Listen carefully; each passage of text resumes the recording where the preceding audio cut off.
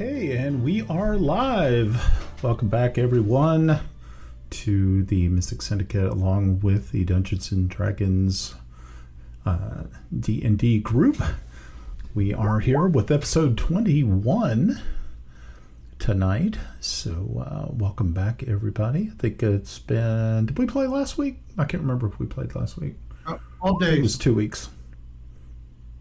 Oh, that's right. We had to cancel. That's all right. Well, I'm your Dungeon Master, Brian, and as always, here with the Tuesday or Thursday night crew, depending on how we feel, and who gets stuck at work. But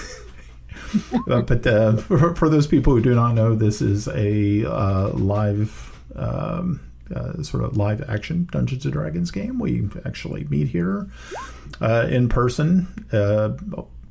Sometimes every week, sometimes every 2 weeks, depending on our schedules. And we'll go ahead and start our introductions with Melinda. I'm Melinda. I play Grenna Babbleboots, a Gnome Ranger who has a little puppy named Bubbles. I'm Mike. I play Kiffi Blackhammer, a Dwarven Cleric of Fortubo. Oh, I'm Pav. I play Kelex Zelenen, a Paladin of Heironious. I'm Russ. I play Járngrímur töframaður Halldórsson, who is a fire mage. I am Ed, and I play Squire Tomas Waverly, a human fighter bard, and today's my wedding day. Someone's getting married. Well, I am Glenn. I am playing Timble Snivenblaven, and I am just an artist following them around, hoping to catch some glorious death scenes to paint. Yes, that's awesome. It's been a couple, maybe already. They've been close. Yeah, there's been Real some close. There's been some situations. It's been pretty hairy. There's been some times. All right. Well, let's to catch everybody up on the from our last episode. You had faced off against Nassiful Jure and his undead minions, vampires and vampire spawn. You were, of course, successful, and you had been able to free the town of Marydale from this undead scourge. Which, and there was much rejoicing, and in the ensuing revelry afterwards, it came to a point where the party decided that they wanted to pretty much take control of the town, being that they've already set up a business there, and at one point, and also there was a new there was an election to appoint a new mayor, and but after some thought and thinking about what their plans were in their future, they believe it was Timble handed the reins of power down to Lily Nelst, the daughter of the former mayor, and then he proceeded to convince her that it would be a wise decision to marry Squire Tomas, sorry. And so she agreed after some convincing.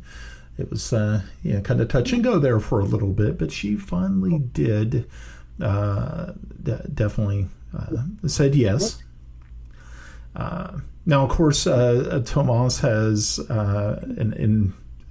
because he seems to be quite the writer, had penned some letters off to family and some local notables. Of course, that was just within the day, so of course you haven't received any information. Tomas, you're kind of thinking that once you return to Pellak, you're probably going to be inundated with probably a lot of correspondence, especially from your parents, because you have been reaching out to them, but you haven't really been in town to gather your mail. So there's a really good chance that when you get back, you're probably going to be sitting on on a stack of at least a few correspondence from them.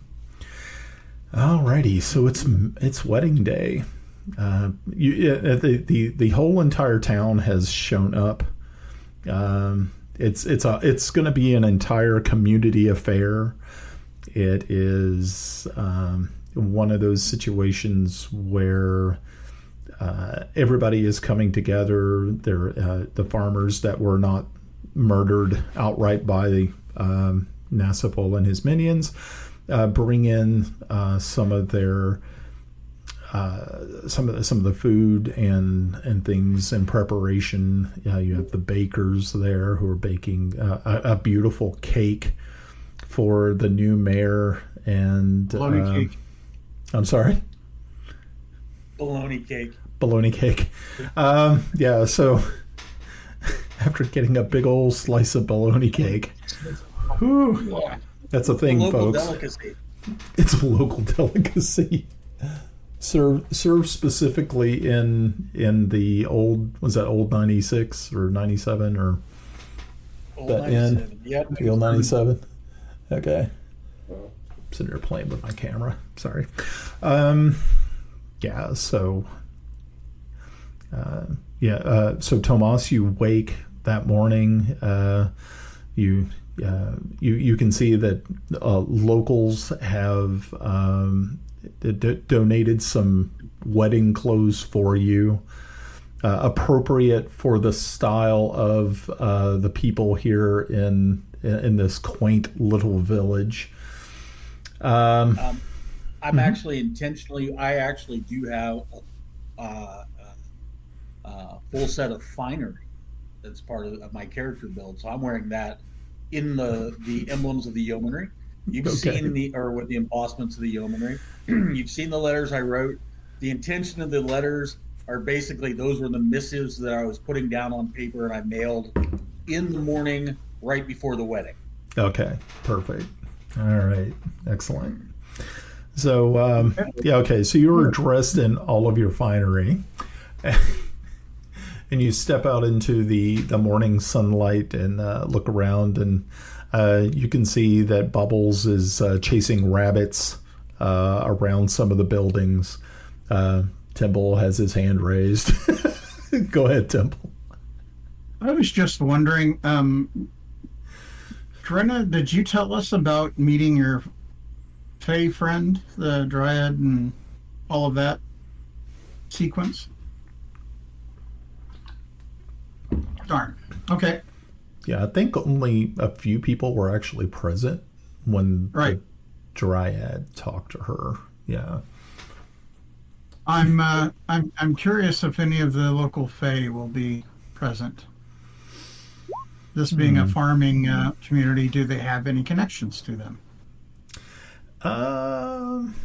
Usually these people can be pretty superstitious, and the Fae are one of those ones that they use to tell their children boogeyman stories, like making sure to stay away from toadstool rings and things of that nature if you don't want to disappear. That friends with the Fae, if you're friends with them and you get set them out some milk and a little porridge, maybe a sweet now and then, you know what happens? You don't get a scourge of vampires. Hey. No, but then the pedophiles move in. Oh, Lord.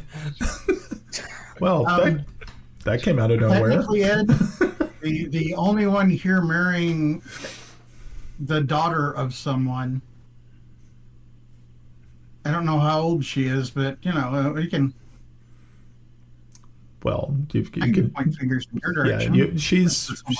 Yeah, she's in her 20s. You don't have to worry about that. This is a child-friendly stream. She's in her 20s and no one's married her. Yeah. Well, she's probably batshit. No, I'm just kidding.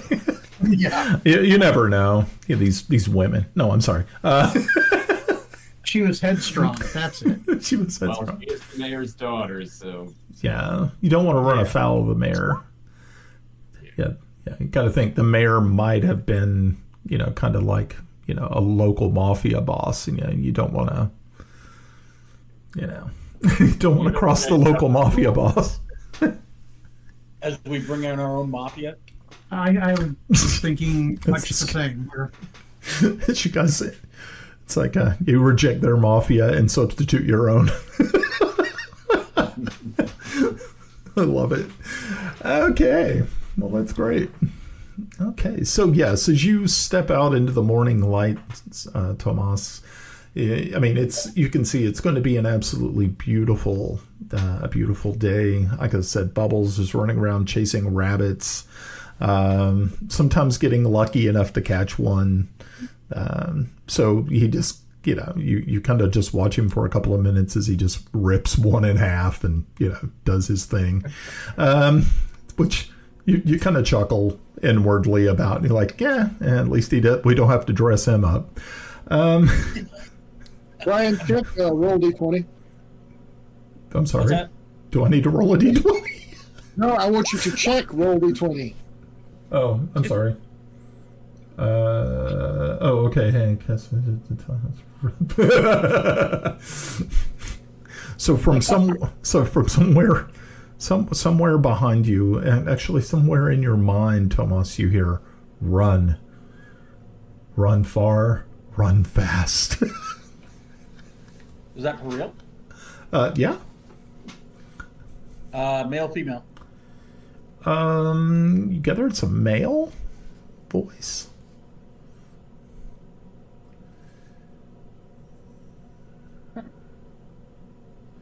Do I recognize the voice? Hold on one moment. Hold on a minute. Is it Toby? Ah, perfect. Hold on. Is it Toby? Or your mother. Is it Toby?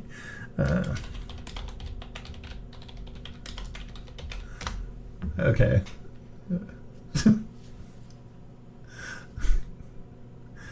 This is gonna be fun. Oh, damn. Okay.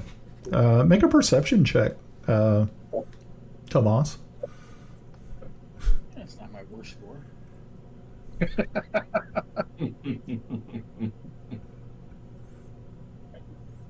Okay. Yeah, you're not really familiar with the voice, but it definitely does not sound like Toby. Toby had a definite, more of a raspy, otherworldly sounding voice. This one seems a little more human, but it is thickly accented with an accent you're not very too sure of. It is not. You don't believe it is one of your comrades. I am from kind of this region. If you were to blow out the yeomanry's not that far, so this would, I would assume if it's anywhere around here, correct? Yeah, it's not from anywhere around here. Run, huh? See this? These are the colors of the yeomanry. These colors don't run. This is what I think in my head. Okay, well, yes, the voice in your head.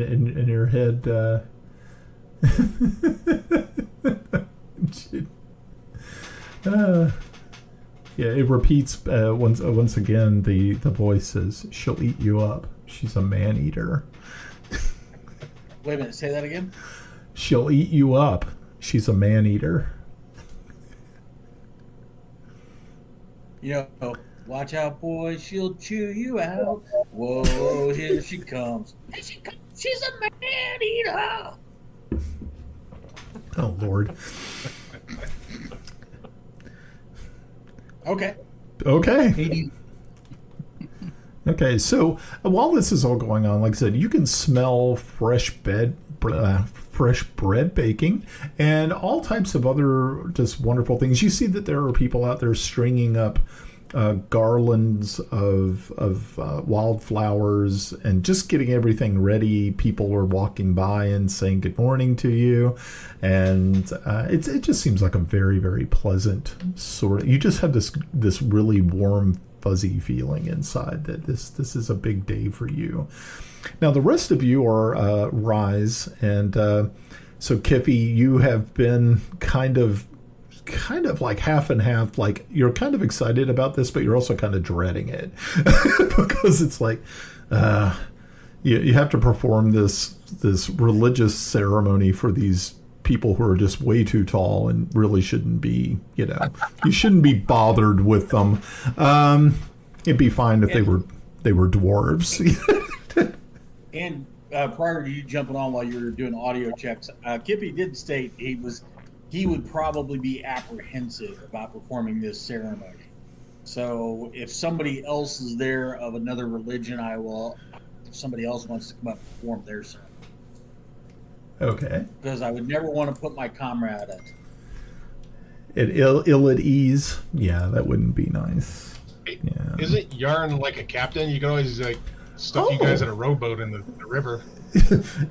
Yeah, they could just have you guys just anchored out there in the middle of the river with Yarn, which would be hilarious. I'd be so on board for that.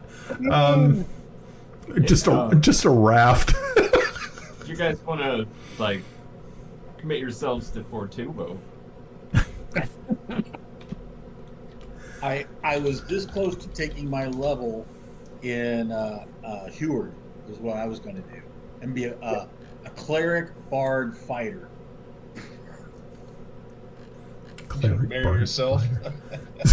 Marry yourself. I like the captain angle, just as long as it's a kind of a thin boat and we all get rocks to throw, and if we could sink the ship before, it's null. Yeah. There's a difference between a boat and a ship, and there are no ships here. I like it. I played K here. K here made no delineation. Do who? I played a character named. He was a half ogre named K here. He had I've heard about it. He thought he was an admiral by the end of the game. He thought he was an admiral. So that's interesting. Could a submarine captain marry some people? Only if they're male and female. Well, not in today's Navy, my friends. Oh. So, Brian, I am not wearing the necklace anymore, but I still have it in my possession. Yes. When the voice appeared in my head, was it the same kind of feeling? No, You know what I mean? it wasn't that feeling of dread and doom. It was more lighter. It definitely wasn't. It wasn't. All right. Yeah. It wasn't that. So do you? So as you are, everybody's getting prepared and everybody's ready. Let's see. So Kiffi, you are able to finally find someone who was actually almost ordained. Someone who was willing to to give it a shot, and so but unfortunately Lily does not have anyone to give her away, and so she is kind of looking through the crowd of people to try to find someone who would be willing to take on such a responsible action. There you go, Kelex. That's your cue. Kelex raises his hand and would be happy to Wow. give the lovely bride away. Okay, so this is wonderful because as soon as you raise your hand and everybody is like, a big old cheer goes up, they immediately kind of swarm you and start to polish up your armor for you and deck you out to make you look appropriate. So probably have already done that for the ceremony, but sure, but it makes them happy. Got a buff shine going on that. Alex, I got a question for you. When did you start giving people away? Hey, when did you start owning people? I'm not understanding this. Give it time, and I'll give you away too, Yarn. Okay. Brian, I'm going to start the Universal Life Church here in the city of Marydale. Oh, lovely.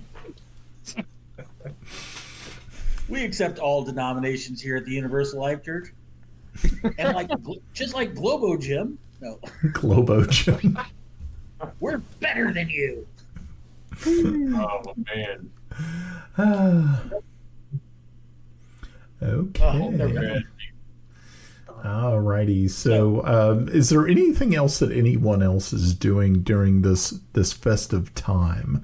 Is there drinking? Yeah, some of you might have already started drinking. It might need to. Yeah. So. Actually, well, being a dwarf, I'm pretty much always drinking. True. Fact. I'll go out and I'm going to try to talk to some of the children that are playing and ask them to, could you go out and find some like wildflowers and pluck them and bring them back to me? I'll give each of you a penny to do so. Fuck you and your wildflowers.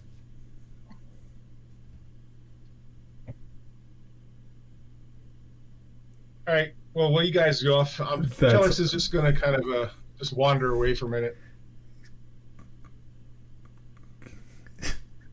Okay. Did you have the children up for it?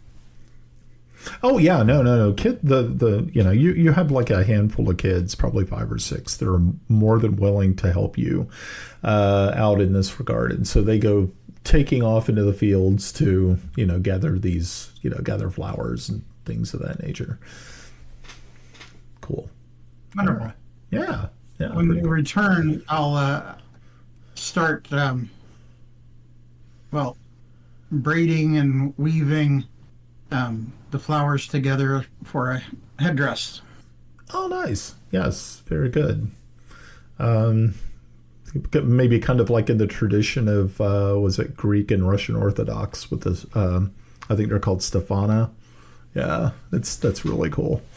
Yeah, wedding crowns is what they're called. Mm-hmm. Yeah, neat. Yeah. Get some of the children involved in doing it and teach them and have them kind of put stuff together so that, feel more of a part of the wedding. Yeah.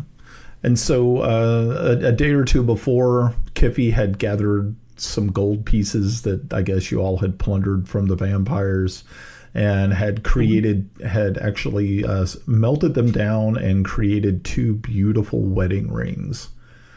So... Kiffi, if there is I would have to look at your character sheet because you took that upon yourself to fashion these items. I'd like, if there's a way that you can add a point to that skill or that profession, you should definitely do that. Okay,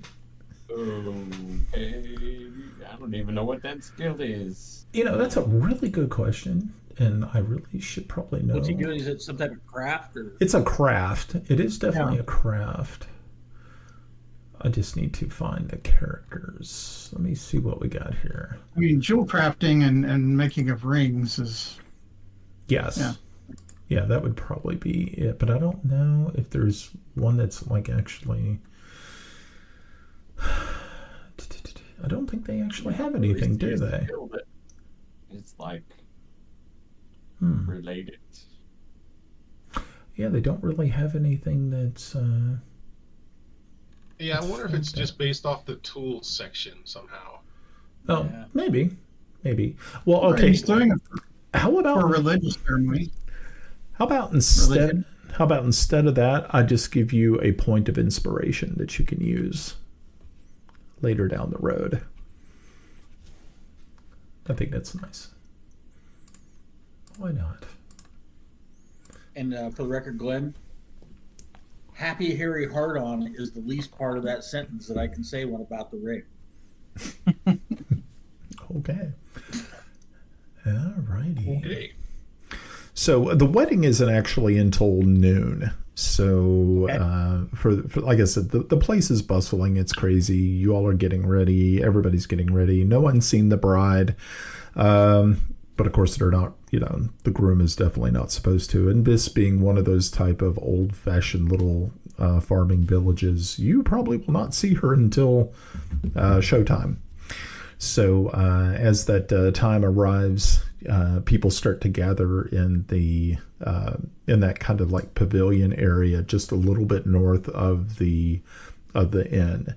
And it's just absolutely beautiful. There's a lot of happy people. There's a lot of drink going around already. There's food, and people start to take their seats on these benches and everything. And Kiffi, we can always set the inn on fire.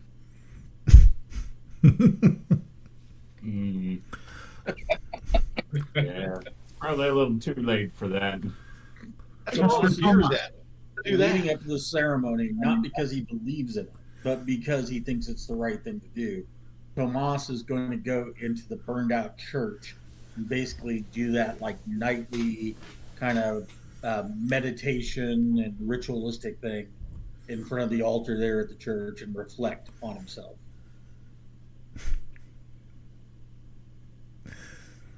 Okay, so Tomas, you were standing up there. Is there anyone else standing up there as his best man?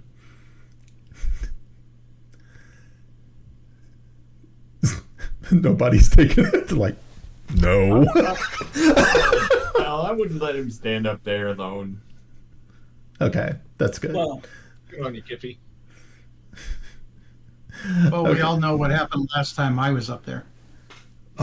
Oh no. Oh no. I have a long history of standing next to Ed's characters while they're making bad decisions, so I should do this. actually, to be honest, the two best men at my actual wedding to the person I hate most in the world that gave me a son that I adore more than anything are in this at my wedding. So I like it. That's wonderful. Actually saw a picture from that. What's that? I just saw a picture from that like last week in some of our stuff. Oh, I'm sorry. Yeah. Actually, Okay. that would be a great picture because, well, technically James is in the picture, but yeah. it's a picture of Joe too, so I dig that. Cool. So, don't know if they're coming back. Maybe they're off. And they're in the crowd. They're sitting on the bride side. Yeah, they're sitting on the bride side. Okay, so the gentleman who volunteered to actually perform the ceremony is standing there next to you, Tomas, and Kiffi, as you all sort of look out into this crowd of people, and it's. Like I said, the sun is just beaming down. It's not too hot, not too cold. It's literally the most perfect day that you could possibly ask for. On the bride's side, of course, there's only a couple of bridesmaids there. Obviously, good friends of hers that are waiting, and there is from what you can gather, a lute player somewhere off to the side starts to play the music for the march, and as you how's he doing? How's he doing? Is he doing well? As a bard, what I know is he doing well? He's sitting there like critiquing the hell out of this guy, and it's like, okay, I'm gonna go over and fix that shit. I'll break out my own lute and start playing over it. Yeah. Could be worse, Ed. Could be a bunch of kids with recorders. Yeah, it could be kids with the recorders. And so, no, he's actually doing quite well. Everything sounds like just absolutely perfect. And you're, like I said, once again, scanning the crowd, looking down this aisle that is You see that there are a handful of kids who are walking down this aisle, down the center aisle. Then they have these flowers, and they're just tossing the petals all over the place, and it's just idyllic. And you're just you're kind of taken with it all. And the entire crowd goes quiet, and in the background you can hear the quiet hoof beats of a horse. And just as you look up from these children, you see this beautiful blue roan warhorse being led by Kelex. And sitting upon this warhorse is your bride. And she looks absolutely radiant in her white gown and her crown of flowers. And yes. What's the approximate value of the warhorse? Yeah, being that this horse is kind of tied to Kelex in a it's his horse. Kind of a it's in a kind of it's his horse. I thought maybe she was bringing a dowry, like a. No. I was like, oh shit, I'm coming into money. Fuck yeah. No. And so the horse and Kelex bring Lily down to you. She slides from the saddle, helped down by Kelex. And Kelex, do you lead the horse off to the side or off to a different location? Yeah. Okay. Yeah, I'll lead it off. Okay, and so she. I'm sorry. It's well This is behaved. sounding like a Korean wedding in MASH. Okay, I don't know. And so you all, she steps on up the couple of steps to where you're both of you now are facing each other, with the young priest off to the side, directly behind you, or in between both of you, but a little bit further back. And he says, in a very, very professional and booming voice, he says, "Dearly beloved, we are gathered here today to celebrate Lily and Tomas as they come together to unite in holy matrimony. With feelings of elation and joy, we prepare to bear witness to this sacred ceremony. Before the gods, we recognize the special bond shared by these two wonderful individuals. The adoration for one another is palpable, as is truly worthy of appreciation. We are particularly blessed to have friends and family in attendance today. The bride and groom would like to extend their thanks to all of you for your presence, and this makes the ceremony even more meaningful."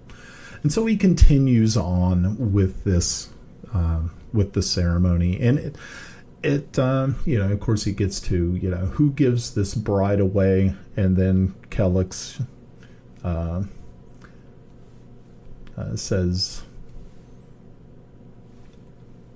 Oh, yeah, I do. okay, I give this lovely right away. Yep. yeah, and of course the priest, nods his head in acknowledgement. And so he continues, "If there is anyone who believes that Lily and Tomas should not be wed, speak now or forever hold your peace." Right when Russ jumps back in. Looking like he's about ready to say something. Oh, no, I'm good. Thank you. Yeah, that's beautiful. Okay, and so we don't have to go through the entire ceremony, but so yes, after the exchange of vows, the promises made, and the exchanging of rings, he announces to the congregation. It said, by the power bestowed upon me, I now pronounce Lily and Thomas wife and husband, lawfully wedded today before the gods. And he says, Tomas, you may kiss your bride. Tomas lifts off her veil or whatever. Yep. And promptly gives her a really brief kiss, holds up her hands, kind of thing like that. Yeah. To the cheers and adorations of the crowd, does the wave, just realizing I probably put the kiss of death on her like Princess Diana. So. You're going to have a 2-car horse wreck somewhere down the road in a tunnel. Be like, shit, that sucks.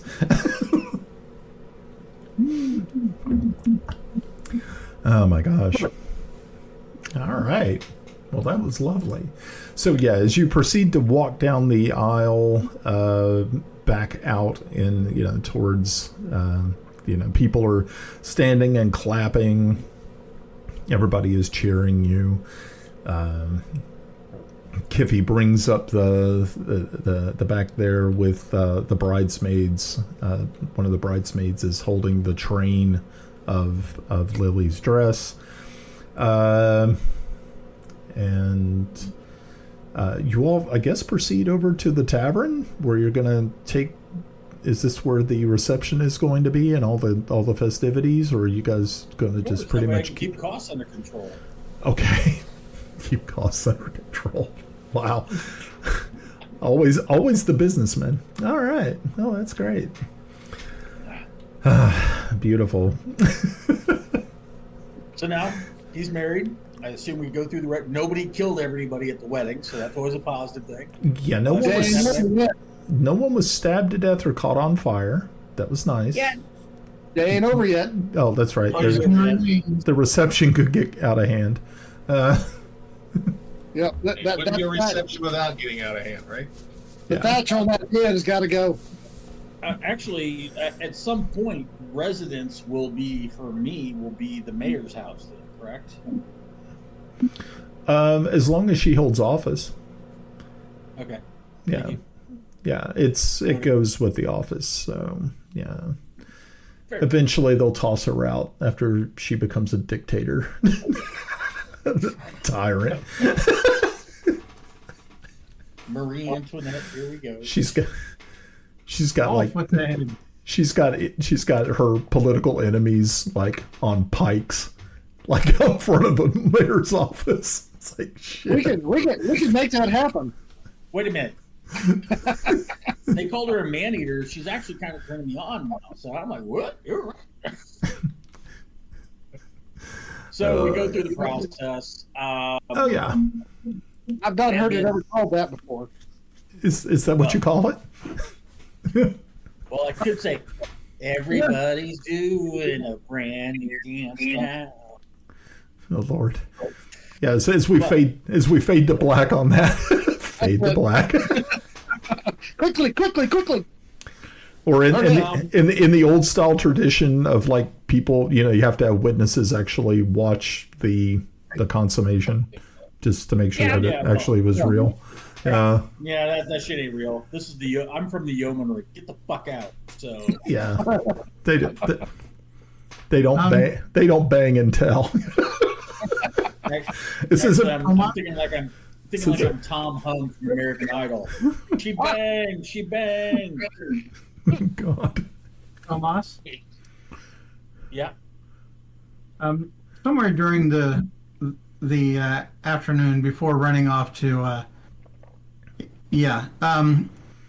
I would like to talk with you about a very delicate subject. Who are you talking to? Tomas. Oh. Before we consummate or after? Do you know what you're? I need it before. Do you know what you're doing? Sure. Should you truly consummate this, and should she truly be a maiden, I ask one boon for setting this in motion Prima and making it happen. Sorry. I would like the sheet. Oh boy. Gee, there's not often that somebody Really? says something more fucked up than I do, so. Oh Lord. The pigments made from this, the latent power and the consummation of a wedding from a true maiden. Sounds like witchcraft. All right, we need to move along. This line of questioning is getting very uncomfortable. Tomas No says, longer PG-13. done, and walks away. Oh boy. Good enough. Wow. Wait a minute. Did anybody ever give Tomas the talk? Does he know what the hell he's supposed to be doing? I don't know, man. It's Well, it's you kind gonna of try and take my maiden head too? He's just going to walk in and ask where's the sheet. All right. Deal. Oh, boy. Got you covered. okay. Alrighty, so yeah, people are heading over to the tavern. It's a big to do. People are dancing. You're dancing. Everybody's having a really, really good time. A lot of drink flowing. A lot of people, very super happy people. And yeah, and so probably after about like 3 or 4 hours of all this carousing and having way too much fun, Lily looks over at you and sort of gives you this sly smile and kind of beckons you like so, and whispers in your ear that she kind of feels a little tired and wants to leave, but she gives you like this knowing wink, which you kind of got this idea. It's like, oh, okay. All right, guys, gotta go. Yeah, so This could mean I've been to weddings. This could be where they draw us out on the dance floor and we all dance to "Baby Got Back." no. No. Yeah. Okay. I So we leave. Ed, I run a respectable game here, man. You're You got the wrong people for that. I think we're past that. I was going to say, we're 21 game sessions in. I think that that was ruined. That was ruined a long time ago. That ship sailed. Either that or you're just really slow. So Tomas and Lily leave to the fanfare. Yeah. I Like, did have one other letter that I sent, Brian, so I Yes. sent you a DM for that just now. Oh, okay. Not in Princess of Celene, but the other chat. Oh, okay. Cool. Yeah, I'll take a look at it. Because if I leave it right now and go look at it, it's going to mess all the cameras up. I gotcha. Yeah, so it's like, It's a point of reference. Oh, okay. Cool. All right. And so, yeah, you all walk across the bridge over to the mayor's, the mansion, and settle in. Mm-hmm. I'm going to start a tradition in the town. When a new couple is married, they walk across the bridge. And they're always welcome in a spare room in the mayor's house so that they can enjoy grandeur on their first night. Wow. That's very magnanimous of you. Kind of creepy.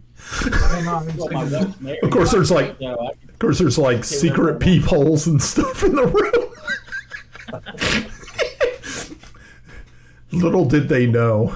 Little did they know. Oh. Welcome to your. This is your Airbnb from hell. Guys, we've spent an hour on this. Can we move on, please? I have one more joke. Instead of prima nocta, I get prima porno. Anyway. Oh Lord. Okay. So very good. All right, we're rolling.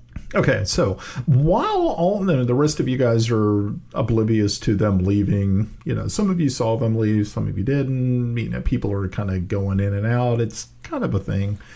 Grenna, you were kind of sitting around, just kind of taking in all the people, when Bubbles kind of walks up next to you as you're sitting there at one of those long tables in the inn, and kind of nudges you She's sitting at the table like this? Yeah. Well, you're sitting on the table. I mean, you don't want to be like, I mean, you're a hero, so you have to have some place of prominence. So he nudges up against you, and then he kind of looks to the door. Okay. He's not making that that sound like he was when the vampires came. It just seems like he's interested in going outside. Gotta go potty. Okay. Outside we go. Okay, so you guys step outside into the yard outside of the inn, and he just kind of walks over to the lake, takes a real quick drink, and then turns back towards you. And you are kind of caught off guard because he opens his mouth and he says, "You do know that you're cursed, right?"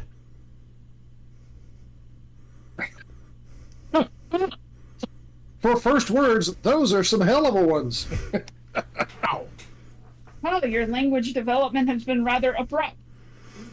Yeah. Actually, I was gifted this just recently. Care to explain? Well, I would love to. So, first of all, we need to make something clear. I am not a coward. This little situation that we had in the cave with the vampires, that is part of the curse. The dryad princess that you refused her favor had kept me from actually fighting on your behalf until I was able to break through her compulsion. I am not a coward. Okay. He says, you need to make this right, because unfortunately, this curse that you have been afflicted with is not only set upon you, but all of us. Okay. Who set the curse? The dryad princess that you refused to take the favor from. She asked you to take the seeds. You refused, and they don't like to be told no. I understand that, but I would no sooner go plant trees in somebody else's house than I would go into hers and plant trees of somewhere else. Okay. Without. He says, Grenna, you don't have to explain to me. I completely understand. I do, really. But the Fae are very, very strange. They can also be very petty. And obviously by rejecting this dryad princess, and she was royalty, you kind of put us in a precarious spot. And he says, oh, and don't worry, no one else can understand what I'm telling you. To them, I'm just making little barking noises.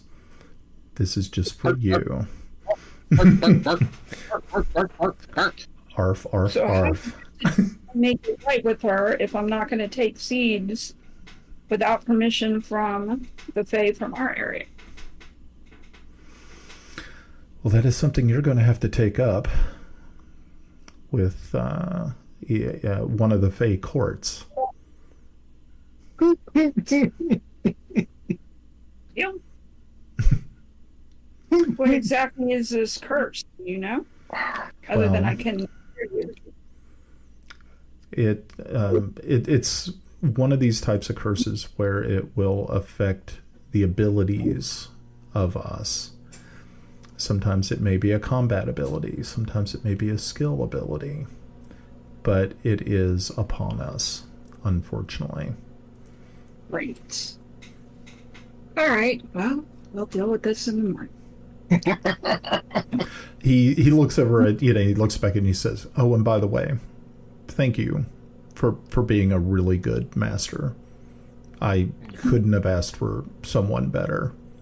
And he just kind of nuzzles up against you, one last time. And he says, "In the future, anytime that you're in combat, I will be by your side at all times unless that curse is upon me.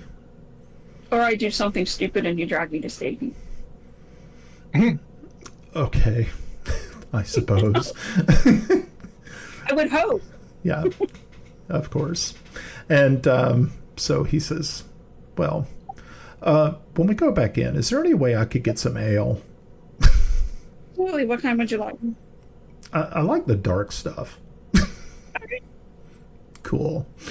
So yeah, he just trots back over to the door and kind of just waits for you to open it up for him. He just kind of gives you that look, and you just open the door for him, and he just trots right on back in. Then. I go get him his ale, and then... Are there any sober people in our group? That's a really good question. Most likely about the... I'm going to say that... I'm going to hope that most of them are have been keeping their wits about them just because the nature of the situation. You're not even... Yeah. Yeah. Right now, Tomas, you're kind of like... busy. Yeah, you're... I was about ready to say something, but I can't. I can't do it. Yeah, so... yeah, I'm going... Tables and a microphone. Yeah. He's... Oh, I get advantage against poison. Say it again, Mike. I Self-inflicted. get advantage against poison. Okay. Oh, well, that's worse. That's worse. Oh my lord. Okay, so Kiffi has drank himself blind.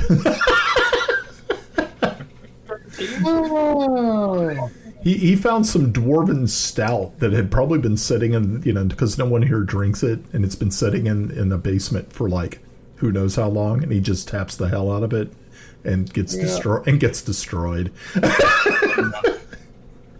That would be true to character. That would be true to character.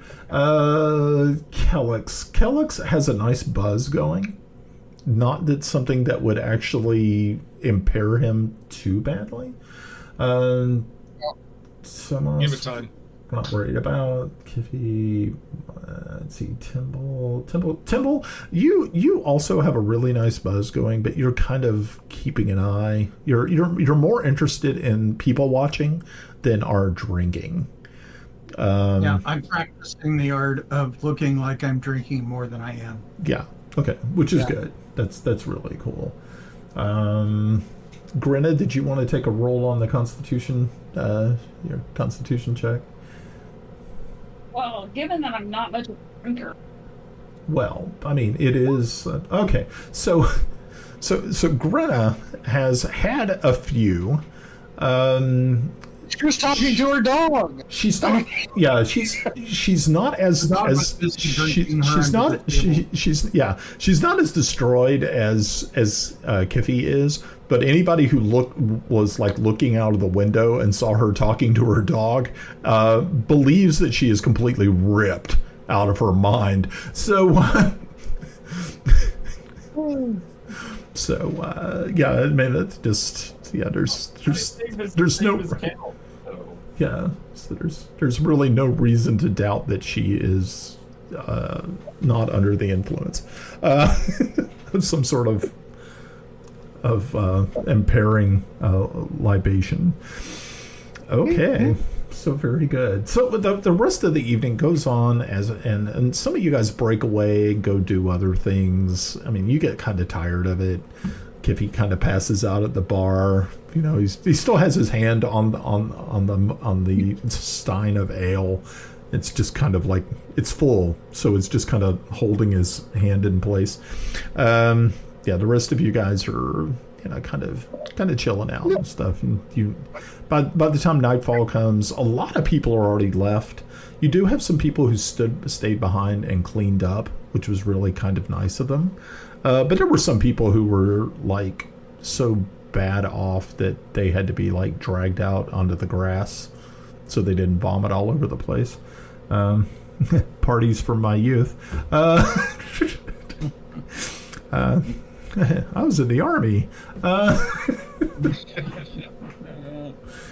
Sadly, we all know this. Yeah, we've been there.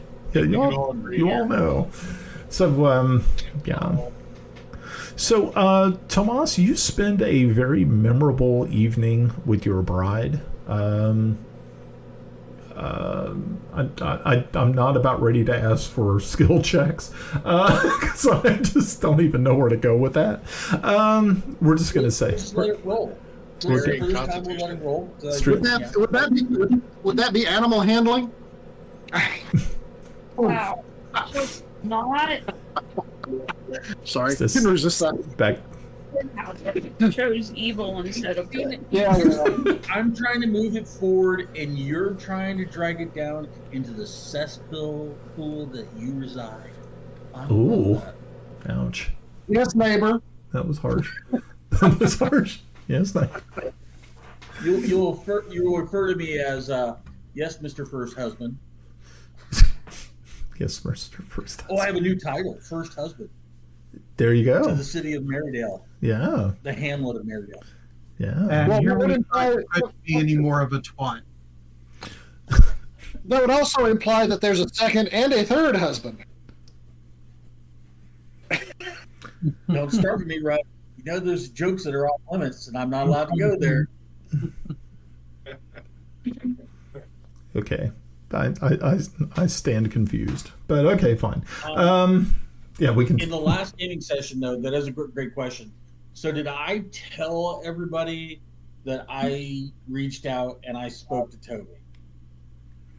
I don't think you said anything No. about that. No. So that's something Kelex also wanted to mention about the beginning of the cave situation, because I don't think the other characters understood what I was trying to get at. And I have a lot I got to tell people. Okay, so Okay. how about we do this? Let's go ahead and close out this scene, the wedding and everything, and so we'll go to the next day. You guys meet at the tavern for breakfast. Just you guys, just the crew, just the group, and yeah. So you all are sitting there around one of the large round tables, consuming eggs, bacon, biscuits, and gravy. I don't know if you guys are into that. It's a southern thing. I love biscuits. It's a That's the only thing I spoke with. It's a biscuits and gravy and beer bar.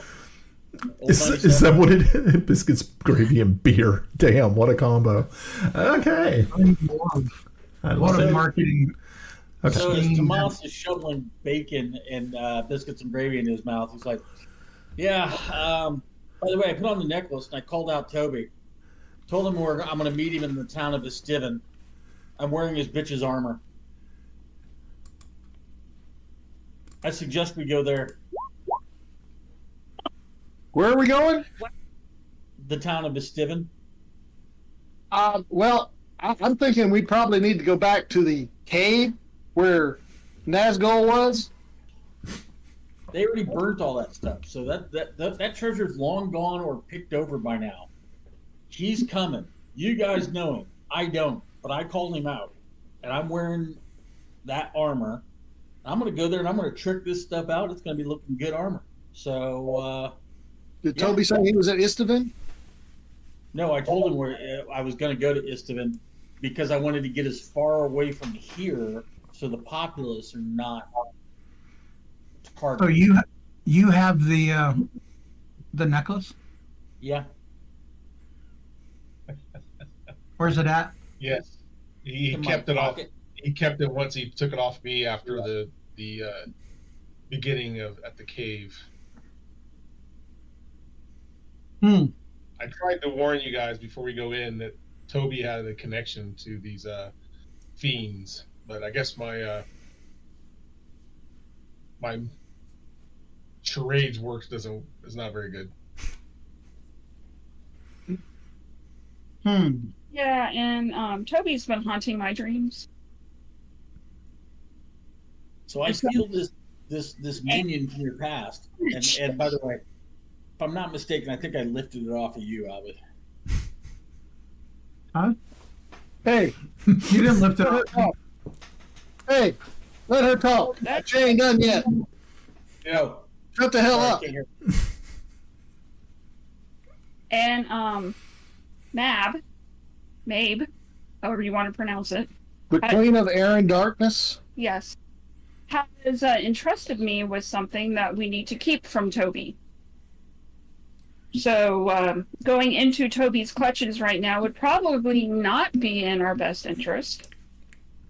And just for shits and giggles, I insulted a dryad princess, and we are now all cursed. Oh, man. That was part of the course. Here, let's have some biscuits and gravy. Let's eat. Brian? Yes. Is this table, are we all fairly close together in this table? Yeah. I mean, yeah. I pull out an obsidian orb. Okay. Take the one you know I'm talking about, and I will dash it on the ground. Okay.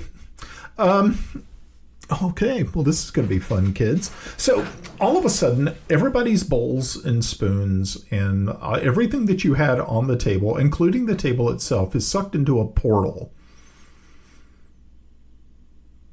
There's a portal in the floor, and Timble just opened it. Why did you do that? And we're all sucked into it? No, you guys push yourselves back in time to see this thing just totally swallow up your breakfast and the table and the floor. Under roll What initiative. in the Arch Paladin are you doing, Timble? Initiative. Initiative? Roll initiative? No. Why? Why did you create this This- portal? Drag at this least is- one this is- individual this into is- the. I can't hear a single word he's saying. Oh. I need to drag at least one individual into the portal. Why? I'm actually got initiative. I'm attempting to push Tomas into the portal. Okay, so okay, so Tomas also roll initiative. But also, prior to that, Why? you were to have a surprise round. I actually threw up there a dexterity check just in case I was going to be required for one, and I failed. Yeah. Okay, so Timble, I need you to make an unarmed attack to push.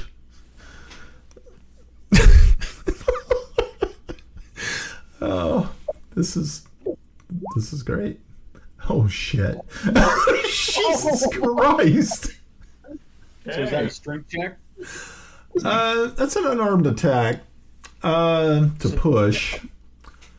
And Tomas rolled a 7 on a dexterity save. So, okay. So, I will be going with him. okay. So you see, really? so Tomas. Wait, Okay, go ahead. is he not going with me? Because do I get a... Who won the initiative? He did. Okay, do I get a attack of opportunities? I'm leaving, grabbing, pulling with me. I'm going with you. He's actually, You got a football. yeah. He's actually following you in. He's like, what? And he just keeps going with you. Okay. Okay, so And Kelex dash after them. I don't know what's going on, so I'm trying to save Timble or Time. Yeah, we need a timeout. And Okay. get Paladin in initiative order. Let me finish. All right.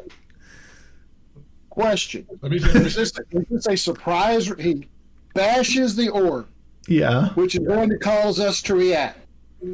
Then Yeah. he unarmed strikes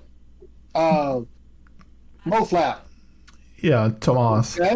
All Yeah. right. Where in there is a possibility for us to have an action? Roll initiatives. That's what I'm getting at. So All right. to counter this, I threw it because he bashed it, and I'm assuming he was trying to bash to take me in. Yeah. I made it dexterity. I failed, so I'm kind of like teetering on the edge, and he kind of goes, dink and pushes me the rest of the way. Is kind of how I Yes. see it. Okay, I so see it more as a linebacker trying to take out the quarterback. I'm hitting you and going in with you. yeah, he's literally just Yeah, but if you go in at full throttle, will you be able to pull out in time? Probably not. I can't I- enjoy this. yeah. I don't think he wants to pull out. He's looking for this. So okay, so Kelex, did you also roll initiative as well? Okay, cool. Alrighty, so it looks as though Timble, what'd you end up getting on your... Okay, you got a 21 initiative. Yeah, there's really not much that could be done to save either of them. And yeah, you guys go flying down... where's... Kiffi. Kiffi got a natural 20. Damn, Kiffi. Ooh, go Kiffi. Go Okay. Kiffi. Okay, so Kiffi, make a dexterity save.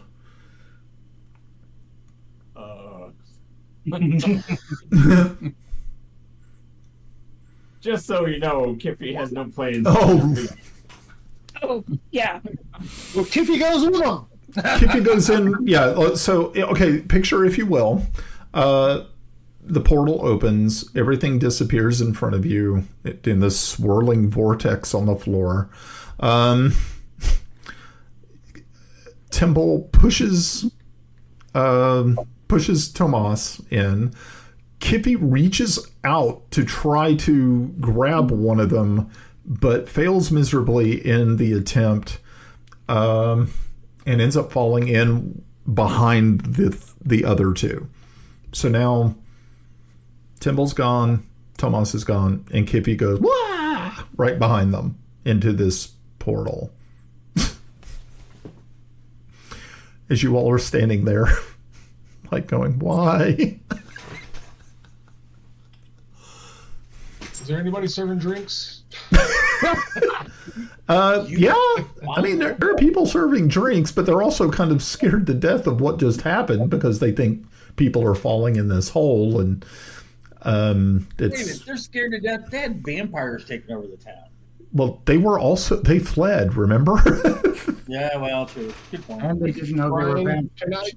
can I do like an Arcana check just to see if I recognize what exactly happened? What happened? Well, I mean, you understand what you're seeing. You do remember Timble bringing out this obsidian orb and smashing it on the table. Everybody was like, "Hey, look at me!" And then it's like, "Oh shit!" Why? Why did he do that? But remember, this is also the same guy who drank acid. So Obviously, there was some brain damage from that. there's some brain damage. I had forgotten that. That was a beautiful day, kids. Okay, Where so are we now? Anyone else brave enough to come through? Great. What are we going to do? Swirling vortex of death? I guess I'm a little stunned. I don't know. Come on, Kelex, jump in. Did it close behind us? no, it's still open, but you have a feeling that it's going to be closing shortly.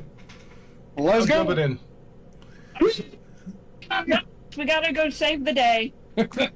Okay, well, interesting. We didn't split the party. Okay, Look, the What about you, Kiffi? What are you doing? I didn't tell you guys. This is when we tried to not split the party. Yeah. Okay, so we jumped through this black portal hole thingy. yes. Okay, so yes. So the first three people end up going through, and you land extremely hard on this. It seems to be a wooden floor. Well, yeah, there's the table, and like you're now covered with biscuits and gravy, and bacon bits and sausage patties are flying everywhere, and this table the table is absolutely ruined. Of course. Let's see how this plays out. Yeah, each of you take 4 points of bludgeoning damage upon impact. So you're laying there as your comrades now come flying through this portal and land upon you. Damn. So yeah, everybody takes 4 points damage. Jeez. And Acrobatics? No. No. Not with the way you crazy people. Okay, so yes. Survival. If you'll look, I did a sleight of hand. I'm attempting to go through Tomas's pockets for the necklace. Oh my god. Okay. Okay, sleight of hand, 14. We're just waiting for Tomas to get back. I have to remind everybody, it's like, don't kill your camera, because now Timble is the dungeon master. Yes. And I'm Tomas. Damn. What a nightmare that is. What a nightmare. Okay, so yeah, you all land in this room. It is dark. So if you do not have low light vision or dark vision, all you do is land extremely hard and are like, oh, that hurt a lot. Why? And as you're covered in biscuits and gravy and other assorted breakfast items like ale, beer, wine. And shortly covered in sorcerer, paladin, and ranger. Right. Yeah. So for those people who can't actually see, you can see that this is a round room. There is a staircase that is off to the side. And as soon as your eyes can adjust, you see that there is this extremely large, looks to be some sort of humanoid creature standing in the corner. And as you move, you see that its eyes start to glow with this brilliant yellow light. And yeah, you're kind of like, uh-oh, this looks bad. Uh-huh. Light. Okay, so yeah, you cast light, and you now see that you are standing in a summoning circle. What the hell? And from what you can gather, there's a peaked roof above you, sort of a round peaked roof. You can see that there's arcane symbols like etched into the floor and the ceiling and the walls, and it's like it. And as soon as these glowing yellow eyes flash on, you also see that these runes and things, these arcane markings, start to also glow, which illuminates the room. And you can see that this is some sort of, it's kind of like a combination of a workshop, but also a teleportation ring that you have been brought through to. When I get out of it. Does it look similar to the one that we took when the I can't think of his name, the yes, mage sent us out? Yep. Yeah, it's very similar, but the room is not the same.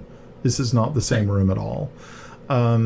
You also see that there is a copious amounts of bones. There's some skulls. You see that there's like parts that may have been mummified that are just kind of strewn around on work tables. You see a lot of skeletal items, like things that are just kind of piled up here and there. Yes, Tomas? So Tomas, as he's looking at this, does it appear that the creature is being contained within the summoning circle? No, you guys are in the summoning circle. It's outside. And can we get up? I try to step over the summoning circle. As soon as you do, the strange creature makes to move towards you. Arcane knowledge check for those people who have that. I'm thinking golem. Yeah. That would be a really, really good, yeah. So, yeah, as I'm looking at here, Yarn, Tomas, yeah, Grenna, you guys are looking at this thing going, oh no, this is a golem, and it's... Leave everything alone. Yeah, it's a golem. We need to get that stone from Tomas. Now look, you've lost all credit you had. You attacked a party member. You shut the hell up. Did I? Yes, you did. Who sent you? And So just sorry that I had to leave, but I had to get me another beer. We need to So get has- that has away Timble from already him. explained why we were here? Why he had- No. What kind of golem? Not at What kind all. of golem? What kind of golem? From what you So, gather, it is Let's a look at Timble and ask him to explain himself. it's a clay golem. Yeah, it's made of clay. Ooh. hey, Yeah. nobody touch a thing. Timble. But this is a great place for me. Kelex is asking Timble to explain himself. What are you doing and why are we here? Because I do believe the greatest threat to us and the world at large is our previous group member. He's growing stronger and stronger, and I point to Tomas, has the necklace and is speaking to him, inviting him places. There are things that are going on that are over our head. So where are you? And I have brought us back to, at least I believe, Lady Raven. And just as you Back in Pellak. yeah, and just as you say just as you say those words, you hear the familiar, soothing voice of Raven. Just comes up the staircase, and she shouts over towards the golem and says, "Tiny, return to your spot. They're friends." And so guys are lying.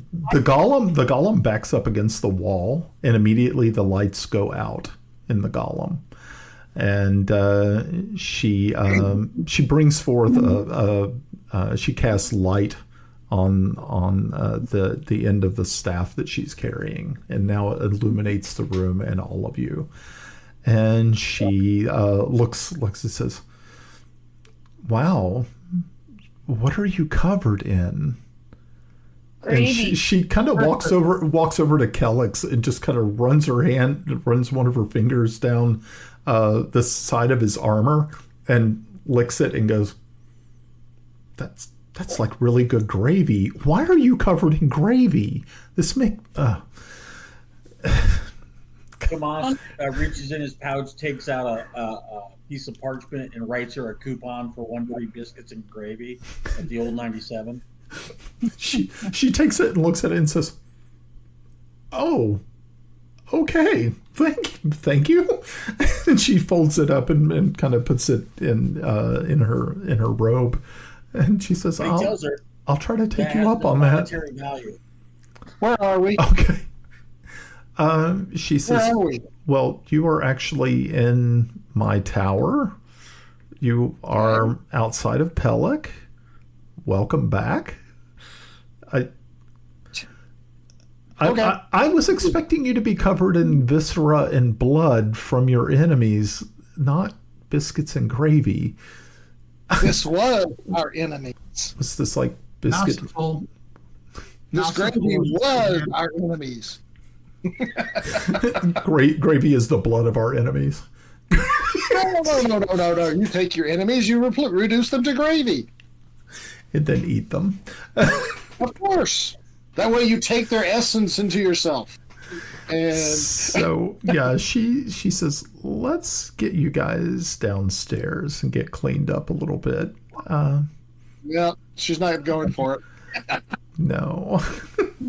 So yeah, she leads you guys to the staircase and leads you down into a couple of more floors, and you can see that this is a very nice tower. It's it's pretty well appointed. It's got very nice. It's got couches. It's got a library that is pretty impressive. And she finally gets you down to the bottom floor where there are you see that there is a skeleton that is moving around, kind of just like sweeping the floor and tidying up. And she just says, Mortimer, will you fetch some water for our guests? And the skeleton doesn't even it doesn't acknowledge or anything. It just turns immediately and walks out. And a few moments after she gathers some towels and things, and he brings back 2 pails of water and puts them down in front of you. And she just says, Mortimer, that will be all. You can go do something else. And the skeleton just shuffles off out into this little courtyard beyond the tower. And so you all like have these towels and washcloths and things, and are sort of sponging off and getting the gravy out of your hair and and other places. And so finally you're looking a little bit more dapper than you were 20 minutes before. Oh wait, was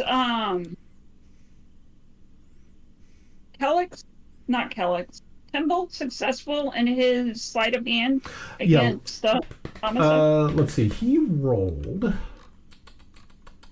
Badly. Yeah, you didn't roll too good, but I remember you rolled 14. 14. Okay, 14. So that means I need a perception check from Tomas.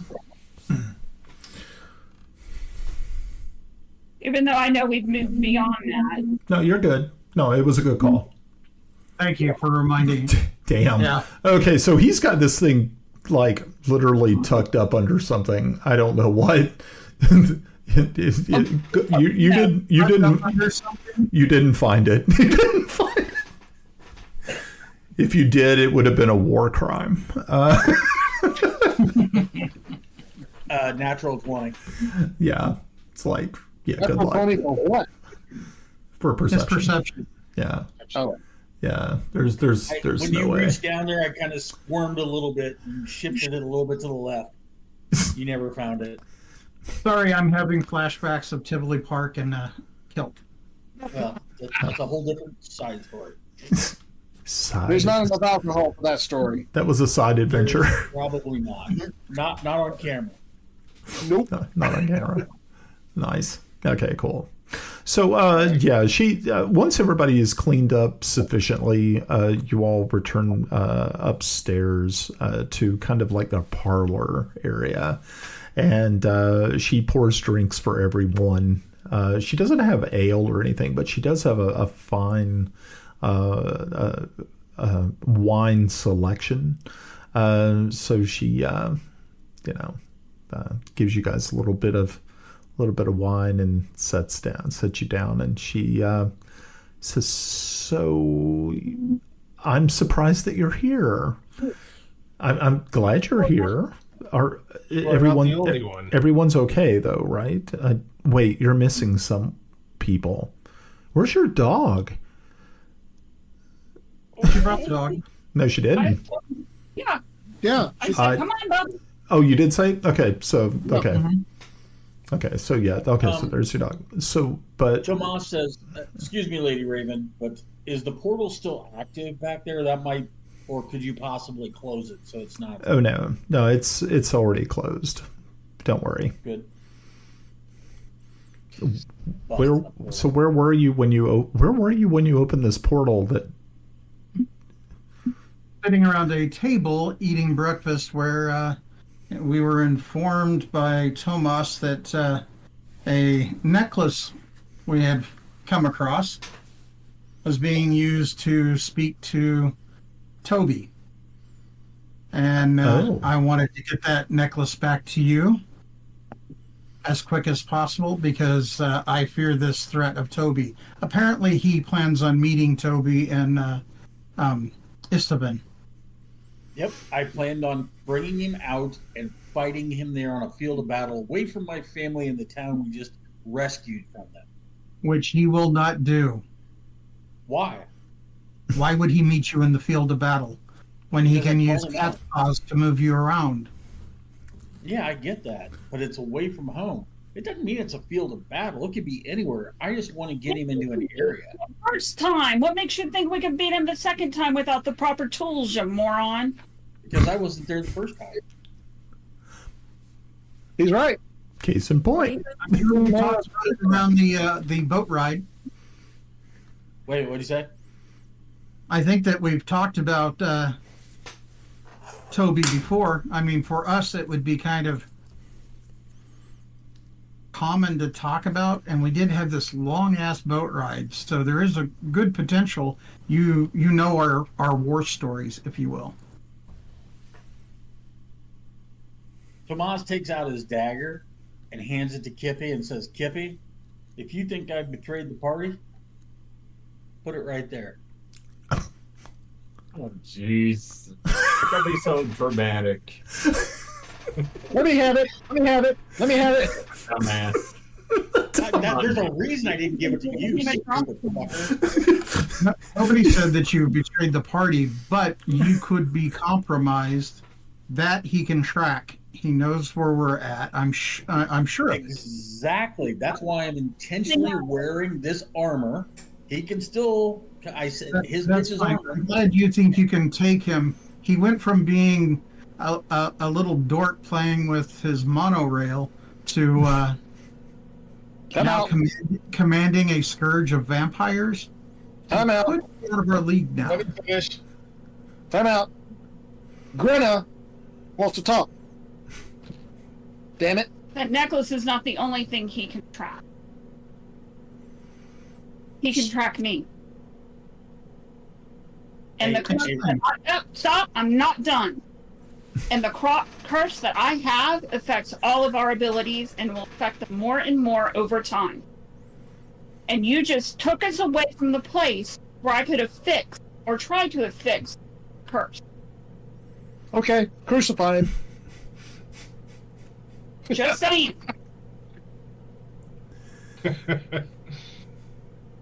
It didn't break. By the way, we need to go to the temple. What Okay. temple? The temple where we put the pieces of Toby. That was Heironious? Yeah, You not Yes. there? that was Heironious. We took it to the temple. Hey, Kelex. We need the Toby parts. So I got a question. Why do we? I'm assuming the party did not know about this orb that Timble had. He kept it to himself. Yes. Yes, I believe so. that is true. Kelex has been pretty much quiet during this whole conversation and just kind of looking at Timble. Yeah, you're not really too sure when Timble came upon this wondrous item that he used, but yeah. So so Raven is taking this all in, and she says, "Would it be possible that I could see the amulet?"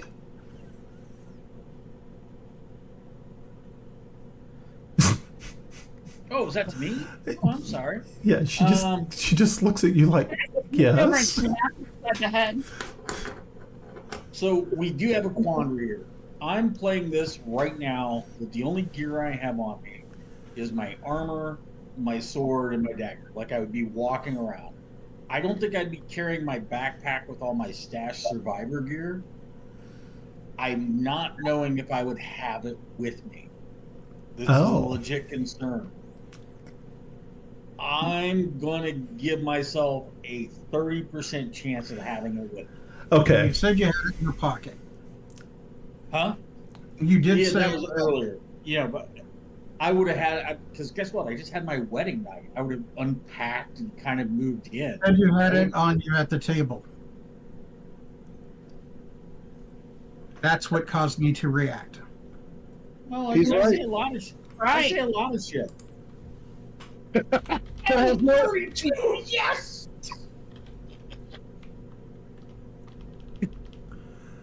Okay, so there was a 30% chance that you did have it. I was going to say, actually, I would have probably said a 33%. And anybody that knows me, I'm a 33 at heart. I would have said 33%. But you take it as you will. I've got it. Okay, yeah. So yeah, you kind of look sheepishly around and go, I don't have it. Oh my god, this is like freaking hilarious. And now my wife and the town is in danger again, where I had a plan to drag him away. Send us back.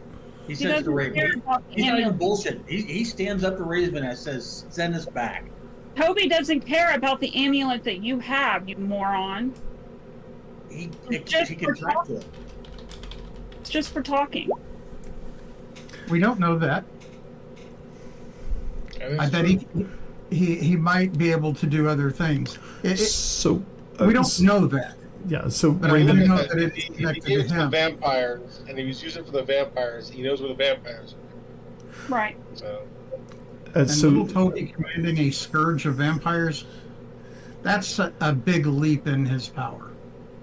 Out of character, I don't think it would be, because once you start adding levels to vampirism, it does get out of control pretty quickly. You add character levels. Remember when I used to DM and I'd run I'd always add a level of barbarian to fuck with the party. I'd add a level of barbarian to every monster you guys would fight. Yeah, it's kind of like that. Add a level to a vampire, he's out of control. Everything rages. Everything rages, exactly. Everything. And they all had monkey grip.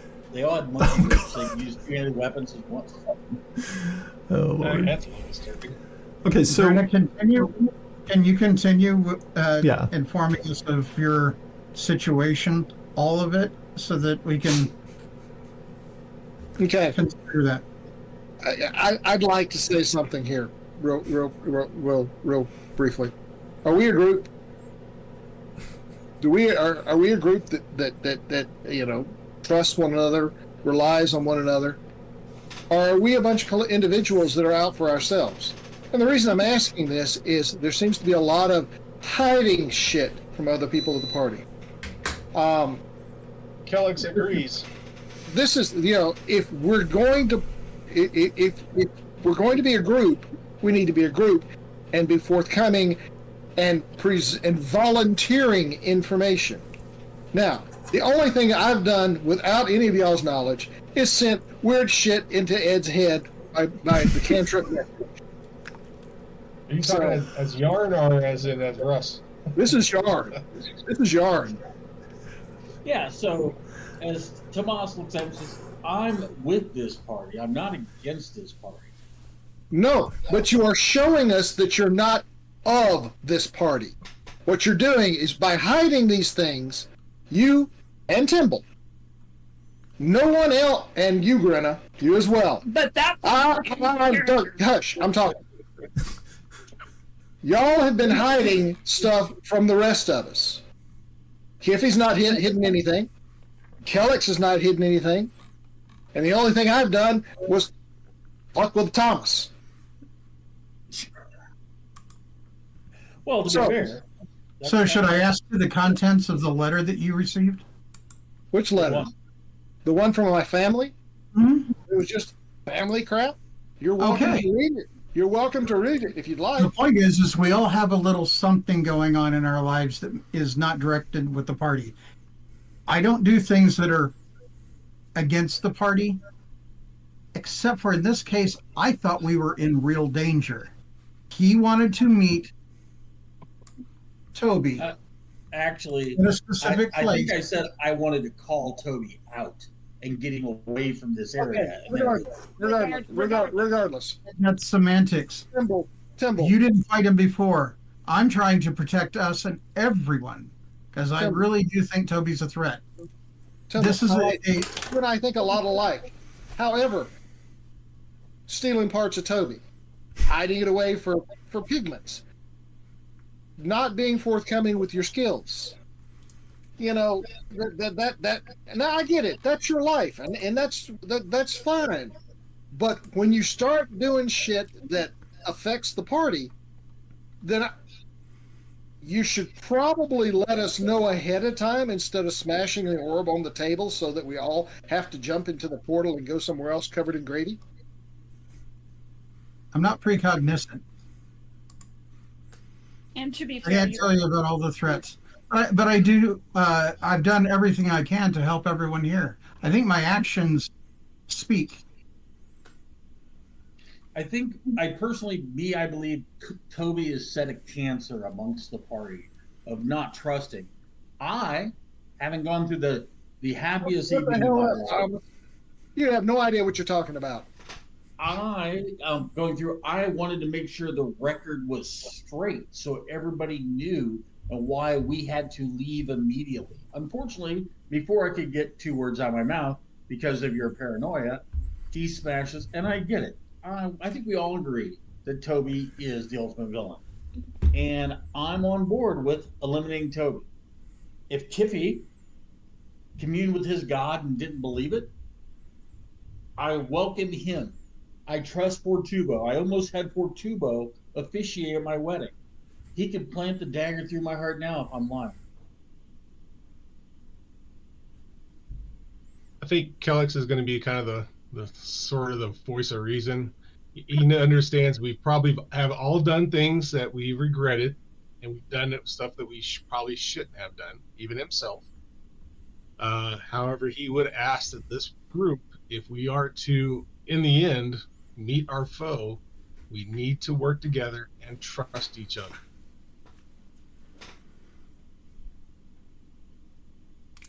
Yeah, I made you all quiet. Yes.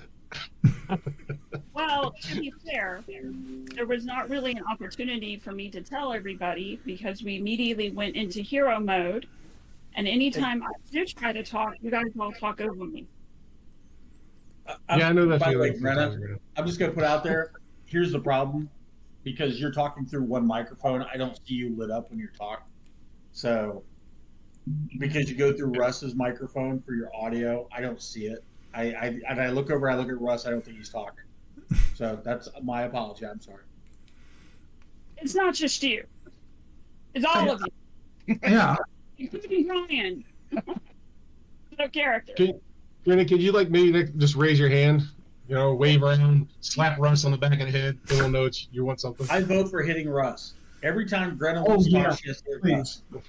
Can I use the frying pan? No. Ow. Ow. I'll tell that story after we're done. It's our favorite story before me. Okay, so round table. Are we going to continue as a group? Or are we going to start volunteering information? I think in character, I'm all aboard with continuing as a group. I think we have personal lives, as was stated earlier, so I don't feel I need to share my personal correspondence throughout the world with everybody. Mm-hmm. And Kelex will agree, and then he kind of looks at Timble, said, I understand you have another job, I don't know what to call it, I or something have like that. sworn allegiance However, to someone else. So that but if it limits my involves ability this- to but if give. whatever it is involves this group, I ask that you at least to share it with us. You don't have to give anything away that's going to compromise your allegiance to the others. Just be honest with us.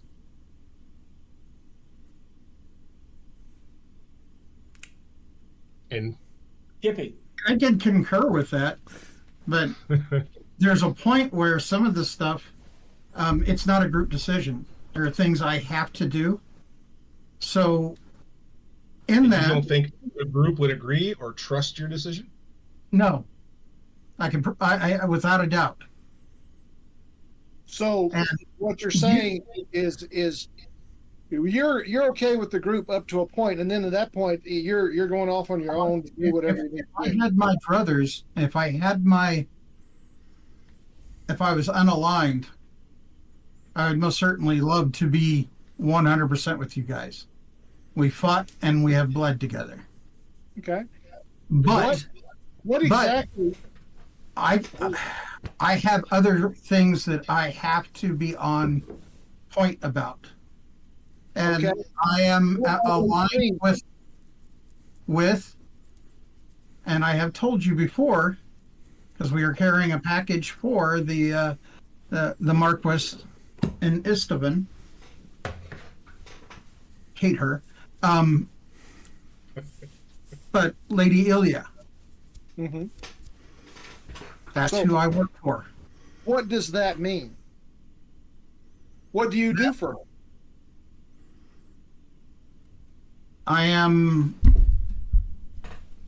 I see things and I report things. Sometimes I'm given tasks to do more than report. Such as we're carrying stuff to, official attaché, if you will. But I'm 99% of the time I'm with you. It's just that there are times like this when I honestly think things are over our head, and I was trying to get us back here not only for our own safety, but to speak with people that may be more knowledgeable in the matter of dealing with Toby. I use things as pigments for my art. I think that eccentricity I have, you know about. Yes. I wouldn't think to talk about it over time. The same as, say, Kelex or Kiffi. I'm sure that 100 times as they've been walking along, they've had little prayers under their breath to their gods. It's kind of the same thing with me. It's my instinct to do these things. Those really don't harm the party. They're a little weird. I agree. It's odd, but there are power in things that I like to take and use them in my art. It increases its je ne sais quoi. There's something there. It builds upon the art. Outside of that, I'm with you guys. Yeah, I am. I understand that, and here's what I'm hearing you saying. I'm with you guys 100%, except. Yeah, you're right. Except when you guys might decide to do something that is counter to my benefactor. Okay, Timble. I'll honestly say, or anybody that speaks against the yeomanry, and I'm sure Kiffi would say if we decided we were going to go against Fortubo, we just saw that right now today with Kiffi, or actually yesterday, deciding that it wasn't appropriate for him to do the ceremony. Mm-hmm. It's the same thing. Yes, but he communicated that to us before any action was taken, or and there was no precipitated action. And if Sir Tomas was compromised, if his predilections and his honor prevent him from doing things, we would all be in a fight. We'd all be talking about it, and probably I'd be outvoted because we'll go and do that, we'll do this, and I prioritize differently. And yes, I took it upon my shoulders, but I don't believe I have endangered anyone. Yeah, honestly, I think Tomas looks at this and says, he thinks, that you, in the best interest of the party. However, what do you want from me? I'm not reaching out. If you want the necklace, here it is. I am not preventing us from moving forward. I was actually coming clean. Totally respect your immediate reaction due to the nature therein. I'm not questioning or challenging you in any way. Instead, I took it, I called him out, my intention, and anybody is more than willing to do an insight against my intention. My intention was to take the threat away from Meriden and get it away. Take him out there in the open. Get him out there. Did I think we'd get there? No, I figured he'd attack us on the road. And I think we can take him. If we make it to the town, I think we take him definitely. I don't think he's going to attack us until he has all the pieces of what he is looking for. Ah, that's a great point. And that's what we got to figure out. But I wanted to figure it out away from Marydale. But We are away from Marydale. Well, we are now. Not where I And wanted to be. I did not think of the curse. Grenna? And I'm not a part of the curse. Grenna? Yeah, you are. yes, you are. That's I our am now. first, I am now. including I know Bubble. I have been a little less verbal in this than everybody else, but Kiffi, what are your thoughts? I'm just kind of flabbergasted. I don't even know what's going on here. So, I'm loyal to you guys. You guys, we fought together, we bled together. Whatever you want to do, I'm here for you. Cool. If you want to marry heathen, though, I'm not down with that. Grenna? Man, that beard looks pretty like kicking my balls a little bit differently.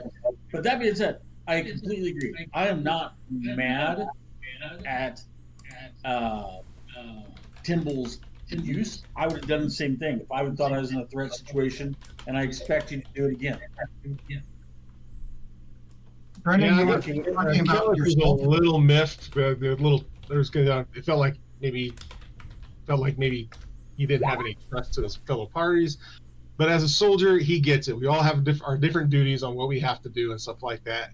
And we sometimes make decisions that that we don't always go up the chain of command in a way. We just do it because it has to be done.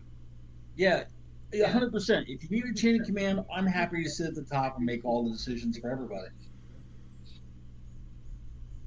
Okay, well, since we're here, back where we started, I need How do to we get out? have to the temple for safekeeping where we took pieces of Toby to. The second thing is I got to figure out how to lift this curse, and that's going to involve going to the Dryads. So does anybody know how to handle that situation? Yeah, we go there. We wake up 400 years later. Well, it's either that or have our magic Which, and our abilities continue to not work as well. okay, I'm going to make a Arcana check. Okay. Would it be Arcana? All right. Queen Mav, Queen of Air and Darkness. She is the queen of the Unseelie Court. Okay? That is where we need to go to get this lifted. Where? The Unseelie Court. Are we sure the Dryad is of winter and not Doesn't summer? matter. Doesn't matter.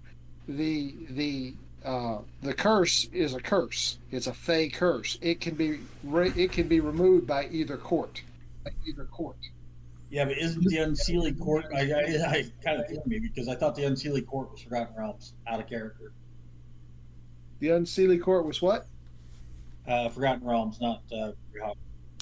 No, Unseelie Court and the Seelie Court are both half of the one half of the, each of them is one half of the Fey. It's Scottish folklore is where you're taking it from. Yep. There is an Unseelie Court in Forgotten Realms that I've read about at one point. So stand corrected. We're not in Forgotten Realms. We're in Greyhawk. Damn it. Grenna? And since we're coming clean, I am touched by Maeve. I take Who? off my hat. Who? The Queen of Air and Darkness. I take off my little hat. Oh, she's got horns. Yep. Yeah, you can actually see like You have- little you're a satyr tiefling horns. And you fucked that little thing and cut her up. God damn. You're gonna do a thing, do it to the best of your ability, right? I was a hermit before I got put in the army. I never expected to have to deal with people. Can I ask something? Sure. Okay. So you're touched by Maeve. Yep. What's the connection with with Mab, and we have a dryad who is pissed and cursed us all. And what else? Is there anything else? That's it. Mab and Maeve are the same. Same They're people. the same person. Yep. It's They're the Mab. same- It's or just aspect. Maeve. That's how it's And pronounced. she has given me something for safekeeping, and I need to take it to the temple before Toby gets it. Well, what is she giving No, you? I'm not going to show it to you because it is not.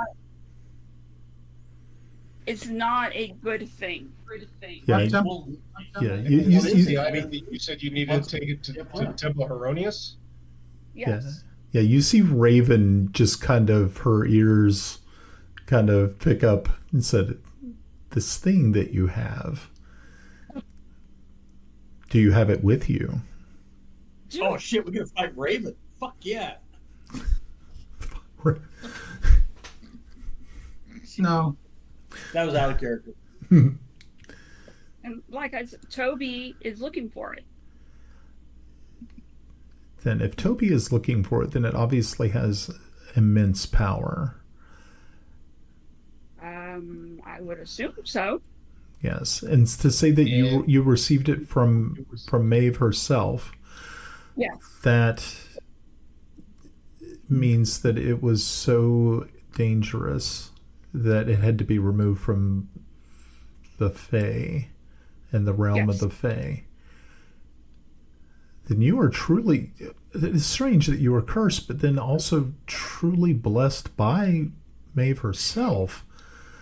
How strange. There must be something that is happening in the lands of the Fae. Well, I pissed off a princess Yeah. because she wanted me to take something from her forest and plant it in our forest. And I told her that I would do that only with the approval of the Fae from our forest, and she got pissed. Yeah. Okay, understandable. I don't know enough about the Fae to be able to advise you. But do you happen to have the item in question? I do. Do you mind showing it to me? I kind of do, because if I touch it and open it, I will have the strong desire to do something that I should not. And last time I almost didn't feed it. Okay. Understandable. Do you have it in a bag or a box or something? Yes. How are you holding on to it? Technically, I'm not holding it. Something else is holding it. Good. Hold Okay. on for This one is good. day. So she says, if you can bring it out, not touch it. Definitely do not touch it. And I don't expect anyone else should do so either, but I would like to see it because I have an idea what it might be. Well, I can tell you where she removed it from, if that helps without seeing it. That would be most helpful. From her eye. Oh. You see immediately she just kind of sits back in her chair, and she already has pale skin as it is, but it almost looks like it goes to a sallow, she just says, that's terrible. Just a little bit. You need to remove that from your person as soon as possible. Do you understand what you're carrying?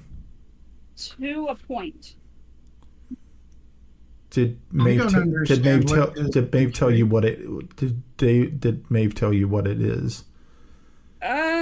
She told me it was a powerful stone, and not to use it, even though it will tell me to use it. Yes. And it needs to be put somewhere safe, preferably with our other artifacts. So most likely you saw this in a dream. Yes, right before Toby killed her. Okay, well obviously Toby did not kill her, but Yeah, I know that, but in the dream. But the dream itself was probably enhanced or changed in some sort of way by the stone itself, showing you where it should be applied. It was beckoning you to use it by showing you how to use it. Maeve would not have done that. So that dream was altered by the stone itself. She realized that it is a threat, and it is a great threat. He said, what you're carrying with you is called a tear of Vecna. It's one of Vecna's tears. This is a really particularly terrifying artifact. Can we How does that work?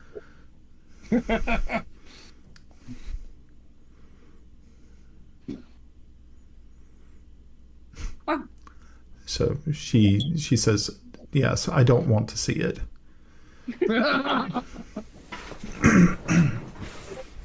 And she says, if Toby is looking for this, then he knows exactly what it does and how he can use it if he ever gets a hold of it. And he knows I have it. Yes, and he will not stop until he either takes it from your dead body or he finds a way to get it in some tricky way. And so she just says, would anyone like more wine? Please.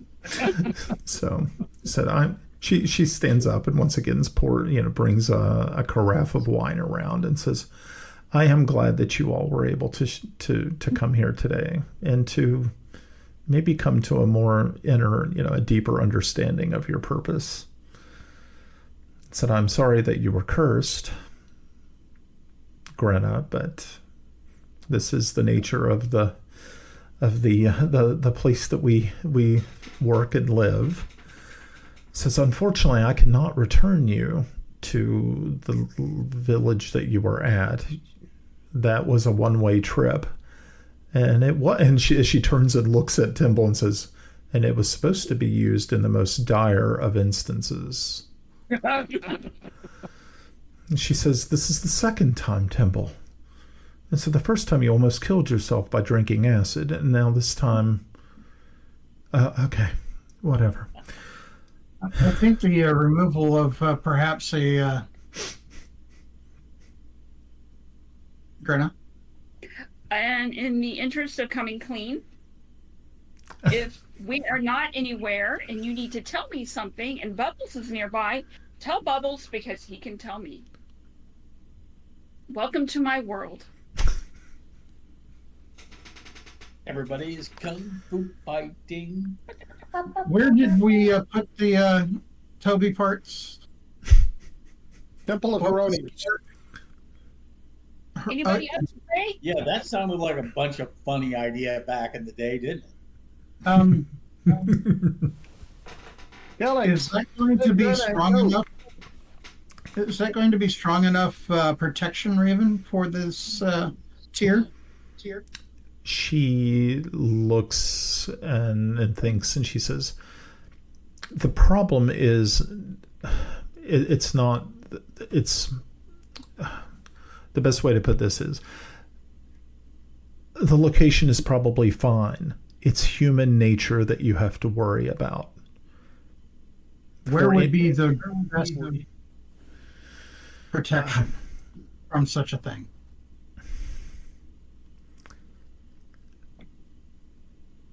She I fear all of these things being together would lead him to Destroy a temple. human nature. You're right, human nature. Yes.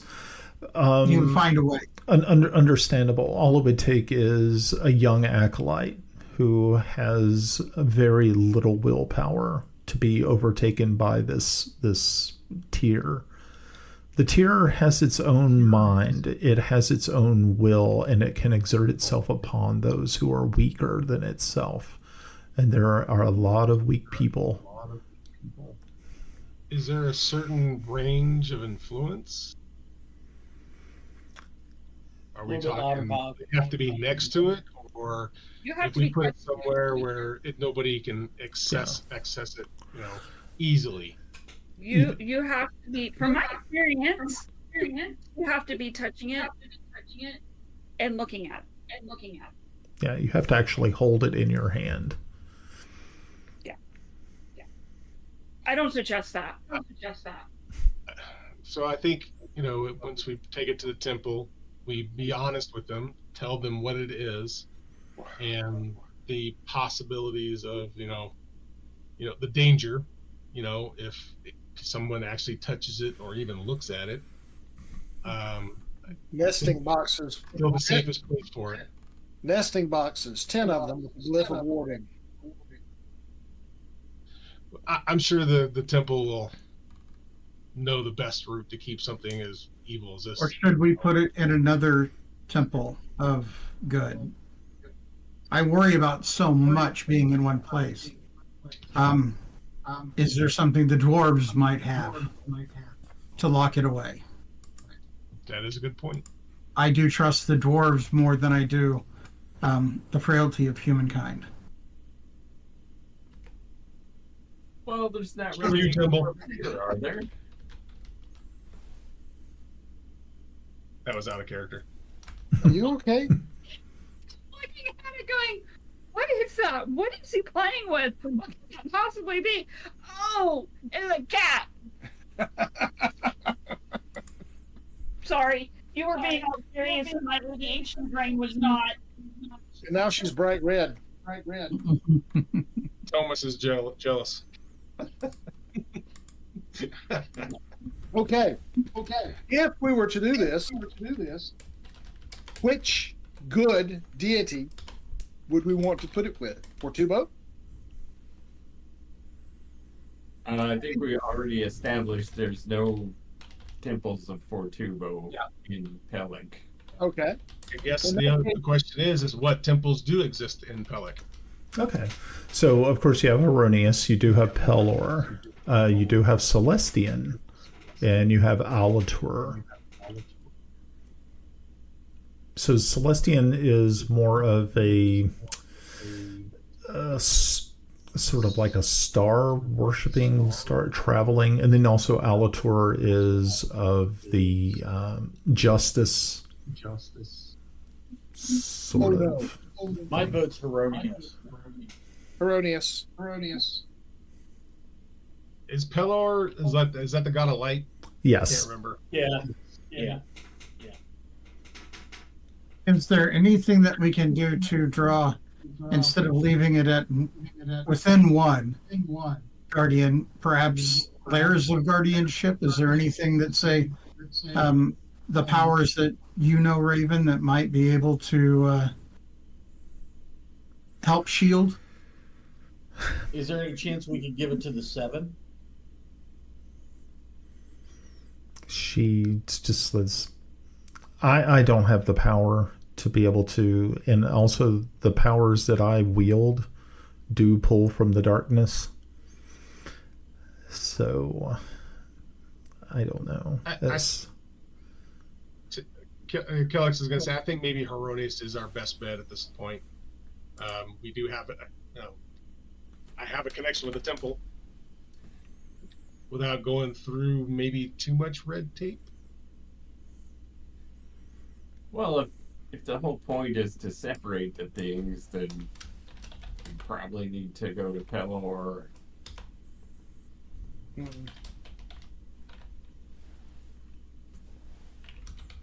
Tomas is solely relegating this to you guys to deal with. He's more concerned about getting back quickly or establishing another area of combat upon Toby immediately so that Marydale is not being targeted.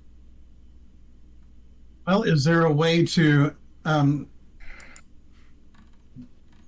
disguise something else to, I don't know, put it into a box? The box has a bottom. Maybe we could slide the real one in there and something on top. Yeah, I'm looking at some way of deceiving anyone who would be coming in to get it. Do we walk in with 3 or 4, 5, 6 boxes? Which one is it? It's that whole thing of... So can we put it inside of a box that is warded that only we can open it? And if somebody else opens it, they get... Fireball. No, because we'd have to be able to cast something like Layman's Tiny Chest. Glyph of warding. Yeah, but that would just be blowing it up. Layman's tiny chest actually puts it on another plane of existence. Yeah. Is there a temple to Ouijas?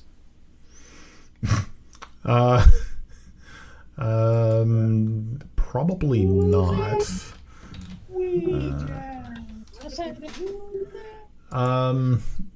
Let's see. Probably. Well, there's a good chance. Let's see. In Pellak, probably not. If you were in Greyhawk, definitely. Greyhawk being a much larger metropolitan area. Yeah. Either a Temple of Pelor or the Heironious Temple. It's either one. I mean, I think at this point, the less we know exactly where it's at might also be a benefit. I don't know. Should we take it to? God, no. Thinking about taking it to.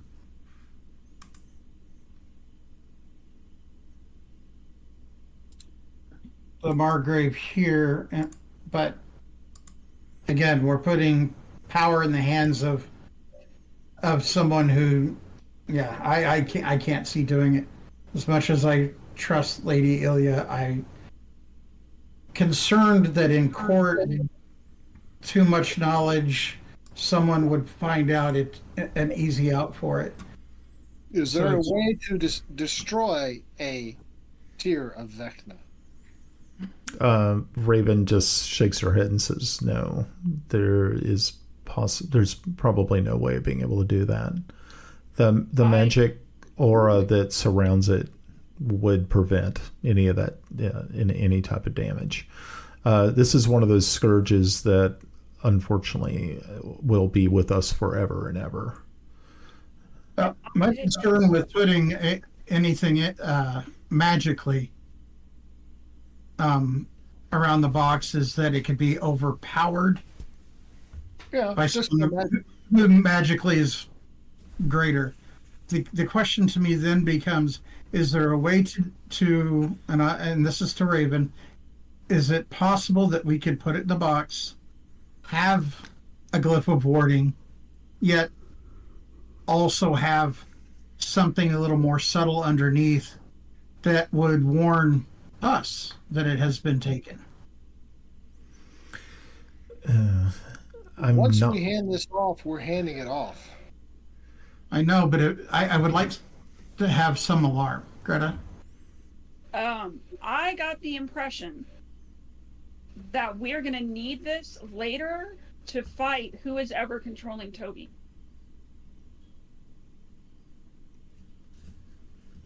Because remember, Raven?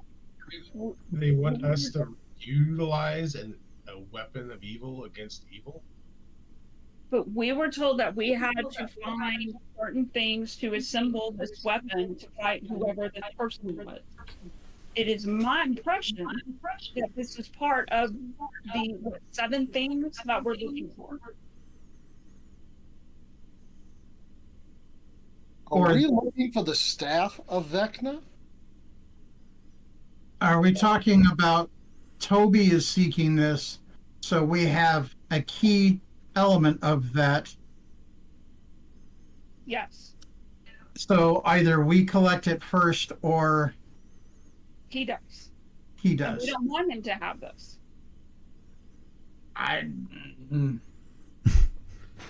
Well, obviously we're dealing on levels of artifactium that if he's trying to pull all these together, we need to separate.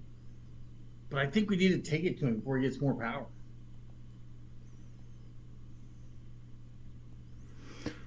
So Raven looks at you and says, if you have something personal of his, even a body part, I could try to scry and find out exactly where he is. We actually do have a body part of him in the temple. Wow. I guess we need to go to the temple. Yep. So the question is, do we go to the temple to have them to keep the tier and then get the body parts? I think we need to put the tier in a secure place, but I think putting them all together is a bad idea. But maybe if we take like a decoy to put in there and put the other one somewhere else, maybe, and then maybe some sort of spell on the decoy so that we will know that the decoy is taken. Can we do that?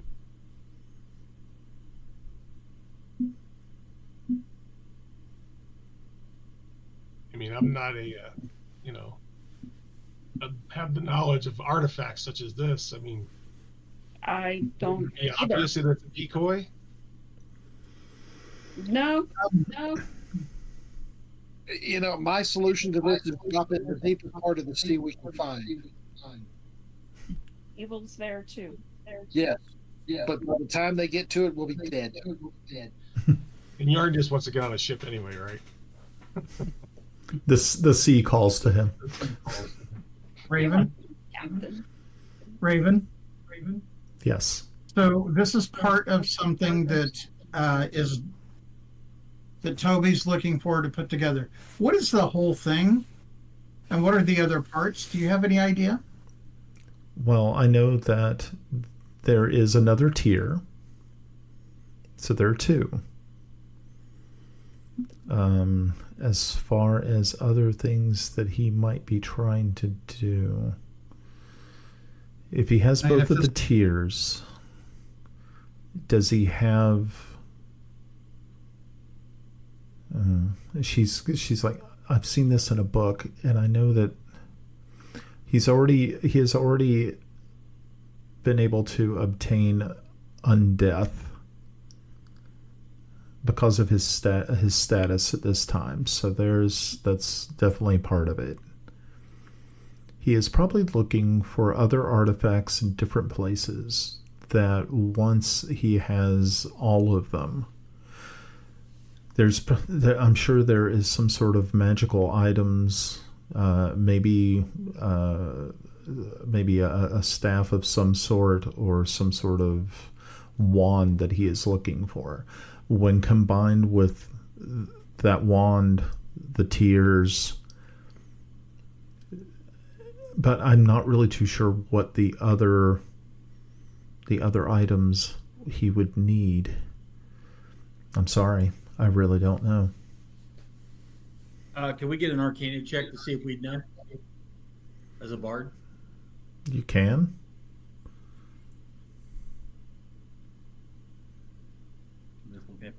Would it be Arcana or History? Do history.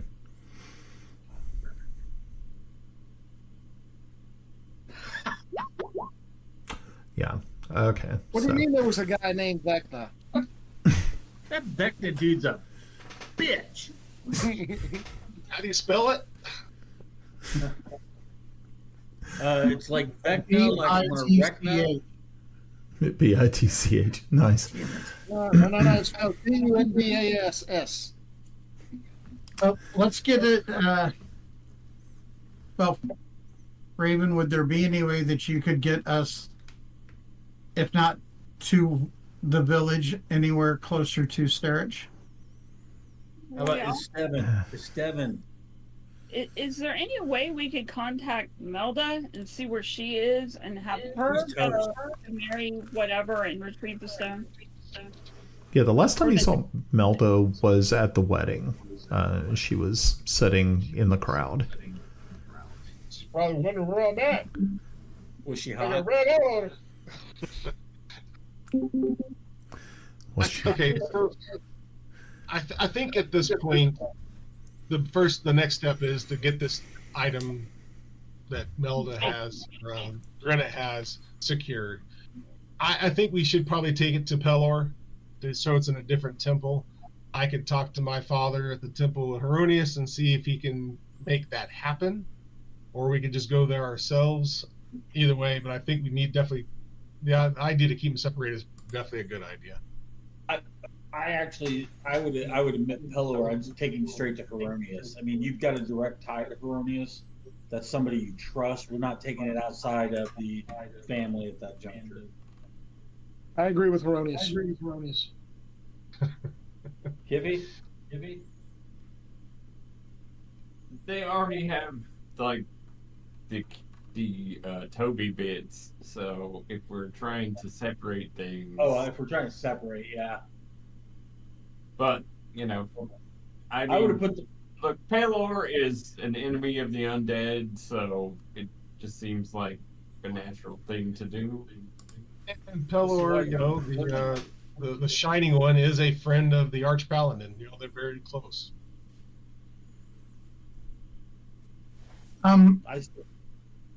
Go for it. Don't you, The Heironious, well, the Temple of Heironious here, perhaps another Temple of Heironious. Perhaps I'm not traveling to do it. Give it to them. Let them deal with it. Yeah, I'm Well, not sure we that's- have time to locate the travel to another temple or another Yeah. city that has a temple of Heironious.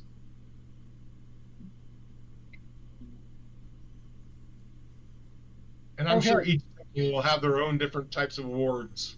So Okay, so next action is Kelex and Grenna, whoever else wants to wander along, take the bit to Heironious and see if we can get it in there. Good idea? Go for it. actually, to Pelor, to the temple of Pelor.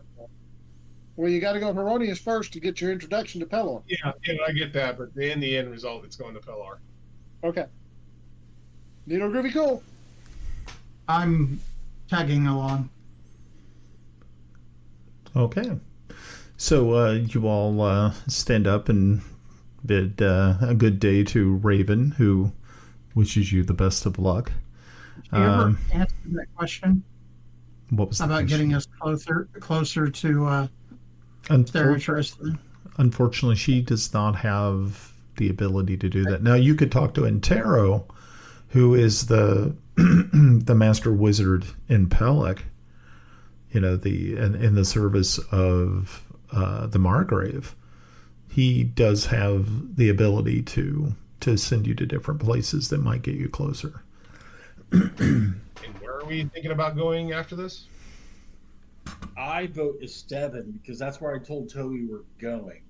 I think the armor is something he can cue on because I specifically told him I'm wearing it. I'm making myself the world's biggest target. Well, back to Marydale, pick up your stuff, and then to Esteban. I've got my stuff on me. The only thing I'm missing is like holy water and bullshit. You know what I mean? I say we go to Kraken time. I speak basically to everyone. Everyone got all of their stuff that they need. Well, I guess I can buy new stuff. We're still cursed, right? The hell? To that point, if we go to your dryads in your forest Wait a minute. and get them to agree Remove with Kelex. the other dryad, will that work as far as going down to her and say, "Great, we got it cleared. We can plant them up there. Can you remove the curse, please?" We could try. The worst we're That's gonna also along the way. have see the other one, and she's gonna be so pissed still that she's gonna say no. But it wouldn't hurt to try. I mean, what's the worst that's gonna happen at this point? Yeah, Look, Melinda it's will. guys, remove putting our best foot third level forward. spell. Yeah, but this is a dryad. Got some not talk a- over. Got some talk over. Can't. When you guys talk over each other, it sounds like garbage to me. So just work with that. No, what I'm saying is remove curse as a spell. Yeah. We'd only need it 6 times, How much does it cost? 7 times. Who knows? I think remove curse is like 7th level, 6th level, Third. 3rd. Wow. I thought it 7th was a level higher level. caster level, not actual level. My bad. I could totally do that if we want to spend a week here. Get rid of the curse. Hey, Kiffi.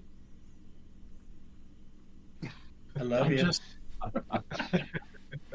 Sure, why not?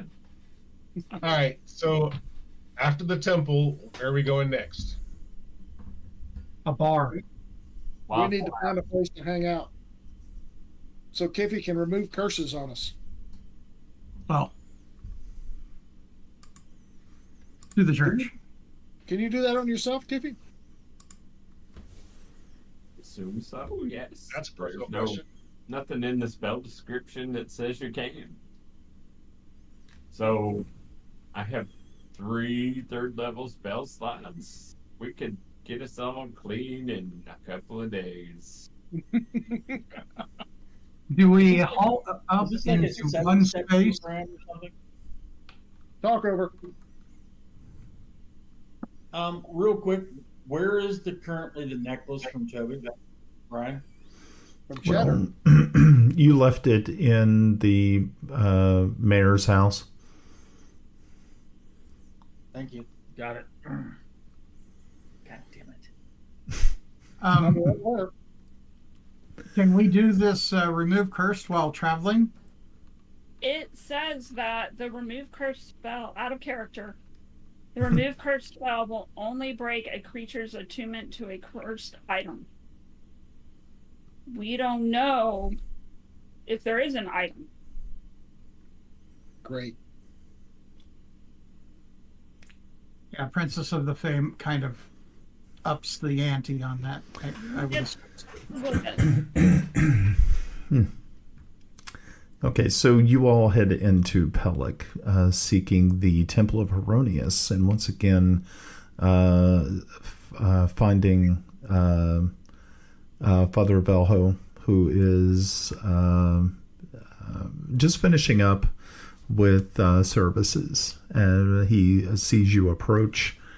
I think everybody was going. Yeah. Okay. So again, he extends a hand to you, Kelex, and says, Brother Kelex, welcome back, welcome back. It's so good to see all of you.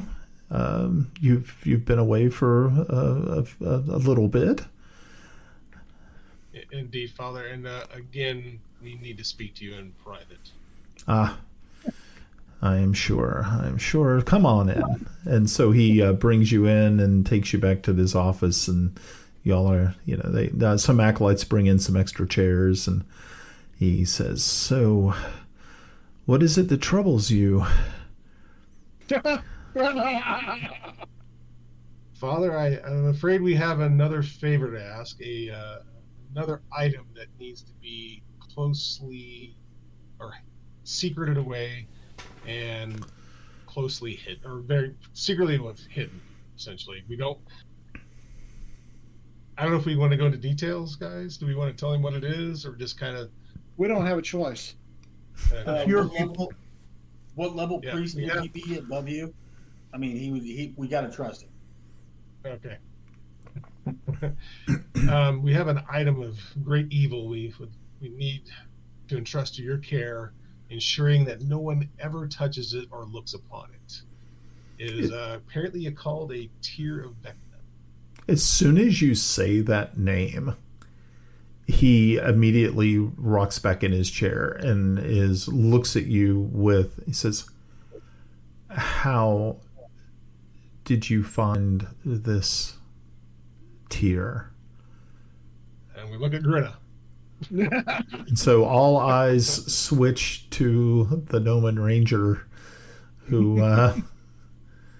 he just looks over at you as everybody else is looking at you and says, "Grenna, it was given And so to you." always the least one you expect, right? Yes, Yeah. the It was least. given to me to keep in safekeeping. And I am entrusting it to you and your God to keep it safe. He looks back at you, Kelex, and says, "I'm sorry, my son. There is no way we can keep that here. There is only one place that you can take that, and it is the Crystal Citadel in Greyhawk. That is the only safe place." Where the hell is Greyhawk? That's a long ways away. Sorry, that was very out of character. Well, in character too, maybe. So, Where is are you sure? Are you sure, Father? I mean, I think the need is sort of desperate, and I will be honest with you. We feel that there is somebody, hate to say it, a former companion that is looking for these items. Are these the parts of your friend? You actually have a piece of him hidden as well. Yes, I remember you brought the mortal remains of a comrade of yours. Interesting. I said, but Brother Kelex, you have to understand this abomination that you carry, and then looks down at you, Grenna, you carry. There's no place safer than the Crystal Citadel. Okay. I don't know what to tell you.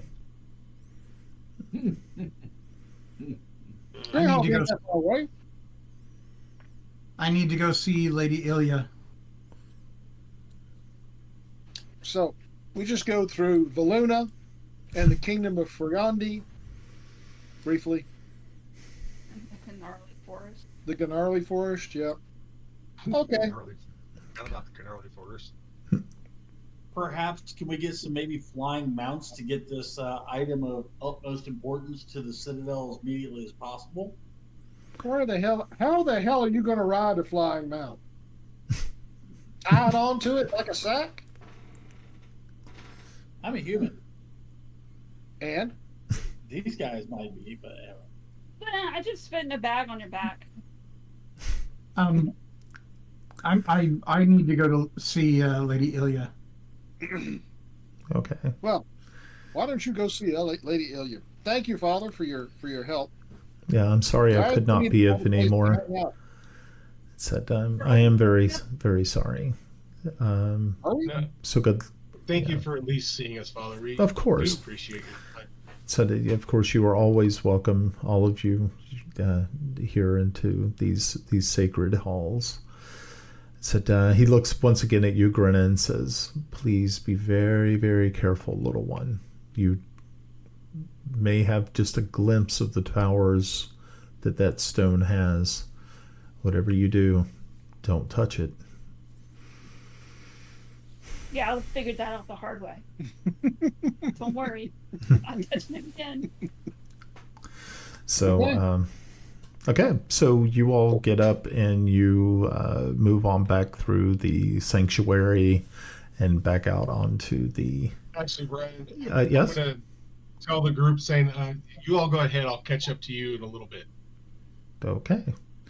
Alrighty, so Kelex stays behind.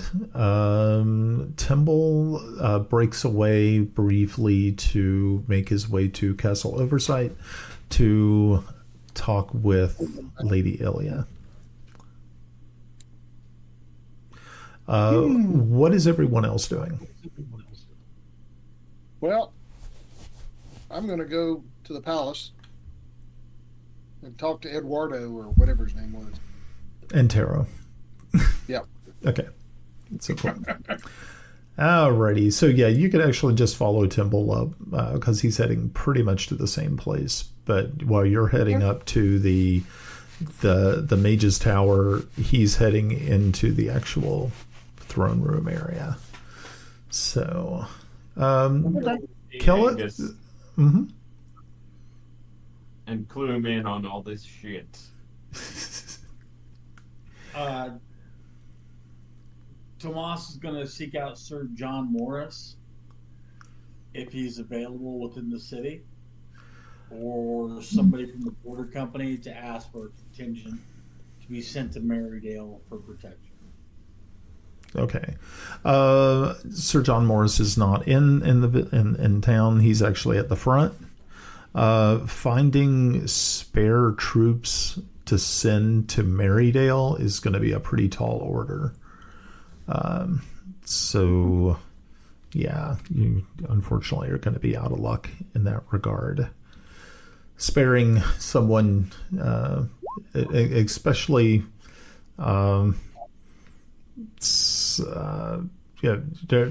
kind of look at not just, they don't look at your station in society. They also take into account her station in society. So Yeah, they just definitely do not have the manpower to Tomas do tries that. to he rolled a 21 to try and intimidate like some lowly guy to send somebody there ASAP. Isn't Marydale in a completely different? Yes, it's a completely different country. Matter of fact, you should probably. Exactly. Yeah, And when I was in the military, if I had an opportunity to go in the exact operational, directionally different area, fuck yeah, I'd be back there, man. You need me to check that out? Woo, I'm there. I'm repopulating Marydale with slackers from the military. Okay, well, being that he doesn't have any ties or anything to Starich or Marydale, at least he will have. He does have advantage on this roll, so we'll see how far we can get. So there's our first roll. Yeah, that was beautiful. And one more. Okay, so 17. Okay, so he says that being that he is a low level sort of person, this would have to go up the chain of command to actually appropriate a troop, a soldier, probably one, to actually to head there. But he says he will take it under advisement and has logged it in as a request. It's in the CQ log. Shit, nothing's ever It's in the CQ log. And there it died. Like all good CQ. Yeah, everything that ended up in the CQ log. Alrighty. So very, very good. Let me quickly talk, say, Timble. So you make your way to and get an audience with Lady Ilya, who brings you into a private meeting room off of the... and she says, "Oh, you're back. This is wonderful, wonderful. How was your trip?"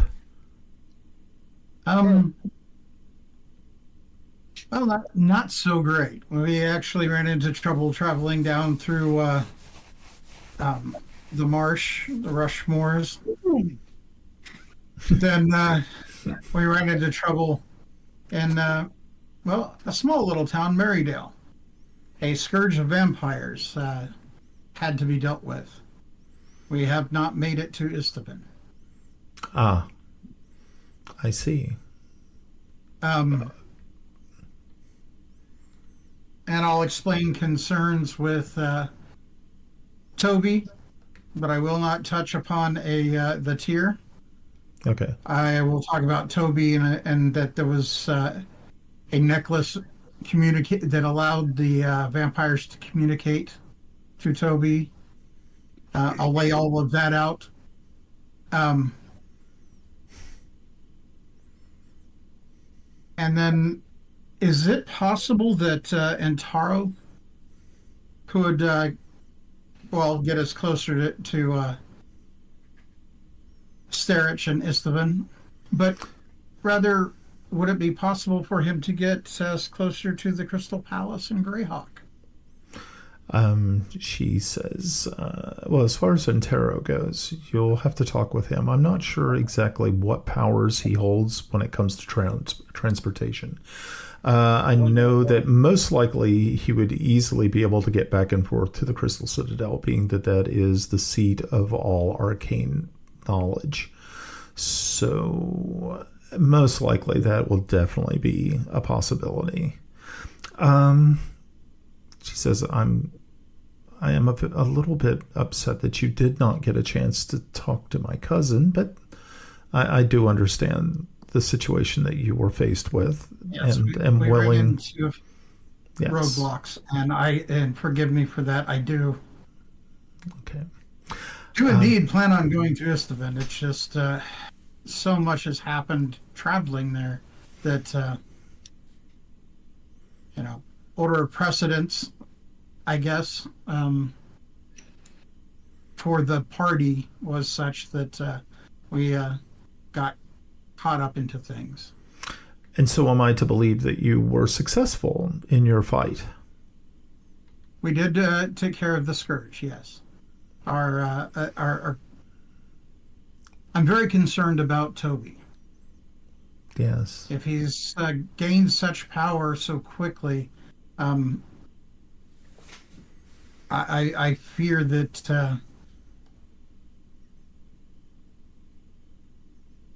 there's just so much unknown to me, and that I do not trust his ends. And I do believe they have more to do with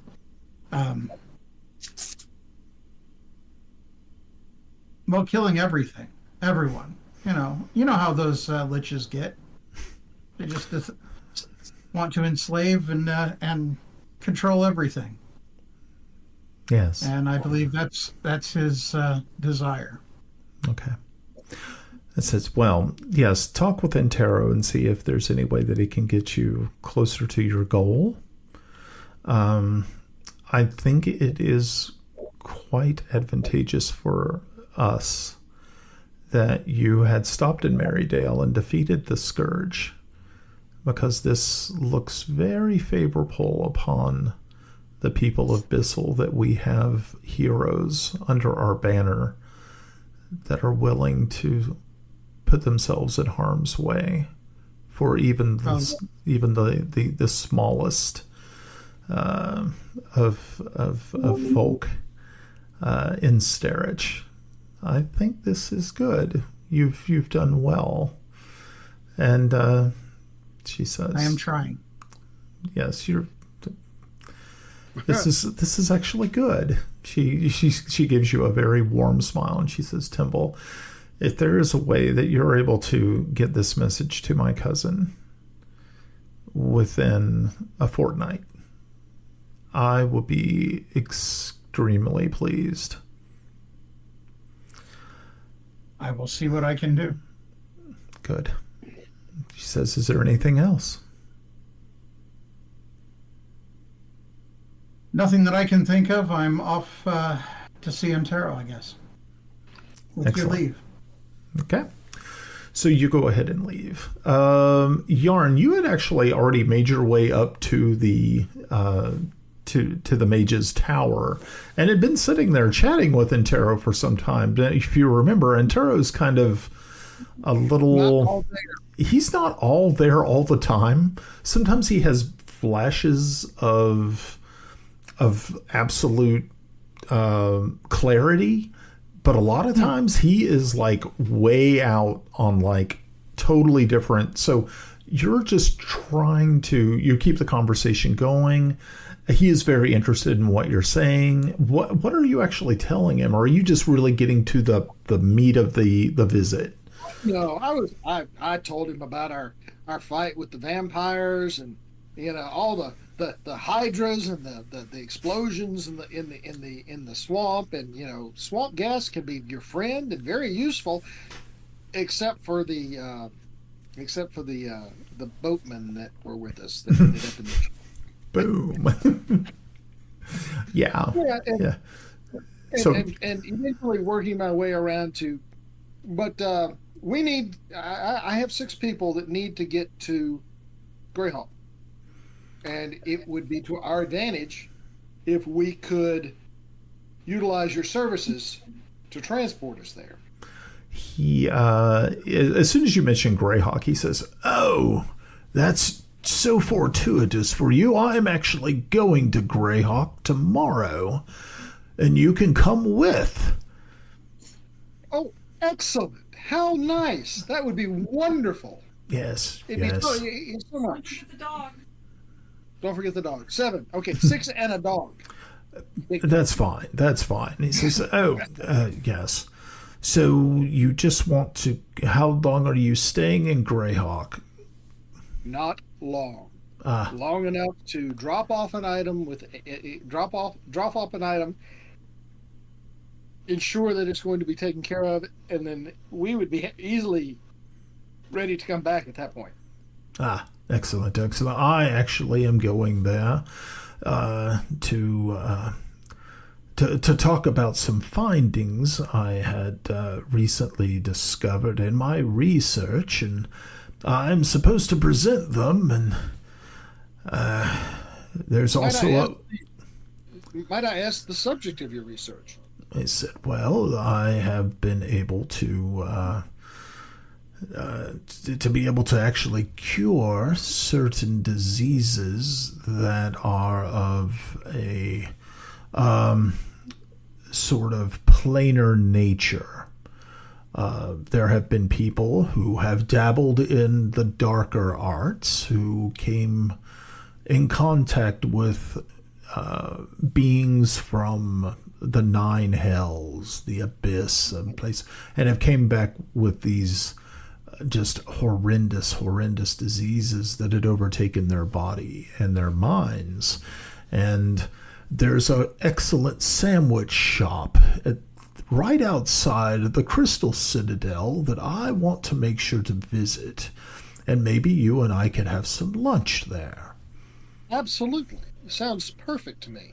Oh, well, would you want to sit in on the symposium? I'm only supposed to talk just a few moments about my findings. You don't have to stay the whole day. Well, I would like to. Unfortunately, I have an obligation. I totally understand. But the turkey sandwich, though. I am going to take you up on lunch. Good. The turkey sandwich is particularly good. All right. So tomorrow morning I'm supposed to leave. So make sure you're here before 8.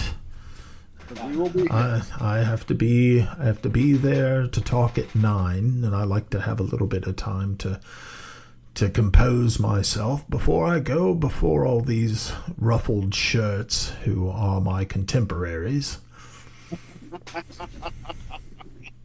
Indeed. Okay. We will be here. Thank you so very much. So just as you're finishing up your conversation, Timble comes trotting up the staircase, and as you guys are laughing and carrying on about turkey sandwiches, and he's just like, okay. I got us a ride. Let's go. Oh, I just came from Lady Ilya to speak with us and Taro. Yeah. To see if he could possibly help us to the Crystal Palace. And yeah. So I got us a ride. We got to be here tomorrow morning before 8. When would we be back? Same day. Yep. Oh, that's quite fortuitous. Mm-hmm. Thank you, sir. Talk to him. He's a good that's who I was referring to. And we wander off. I don't think I'll serve you. He said, when are you also interested in a turkey sandwich? I like turkey I sandwich. do so happen to love turkey. Then you must come to this turkey sandwich shop that is right outside of the Citadel. It's absolutely wonderful. Yes. After the symposium. Yes. Wonderful. Yes. This is good. We have our obligations, but yeah, that sounds wonderful. Might I also ask for Lady Ilya, could you get us also closer to, well, Istvan and Sterich? He sort of thinks about it and he says, I do not have a link, but I do know a man who can help you, who will be at the symposium. His name is Bilius. Bilius is in the service of Lady Emendov of Istvan. So we shall talk with him. Maybe he too would like a turkey sandwich. How wonderful. Wonderful. All right. Okay. And we wander off to go find the rest of the party to let them know that we got a ride. Cool. Okay, so Kelex, you stay behind a little bit. What were you up to?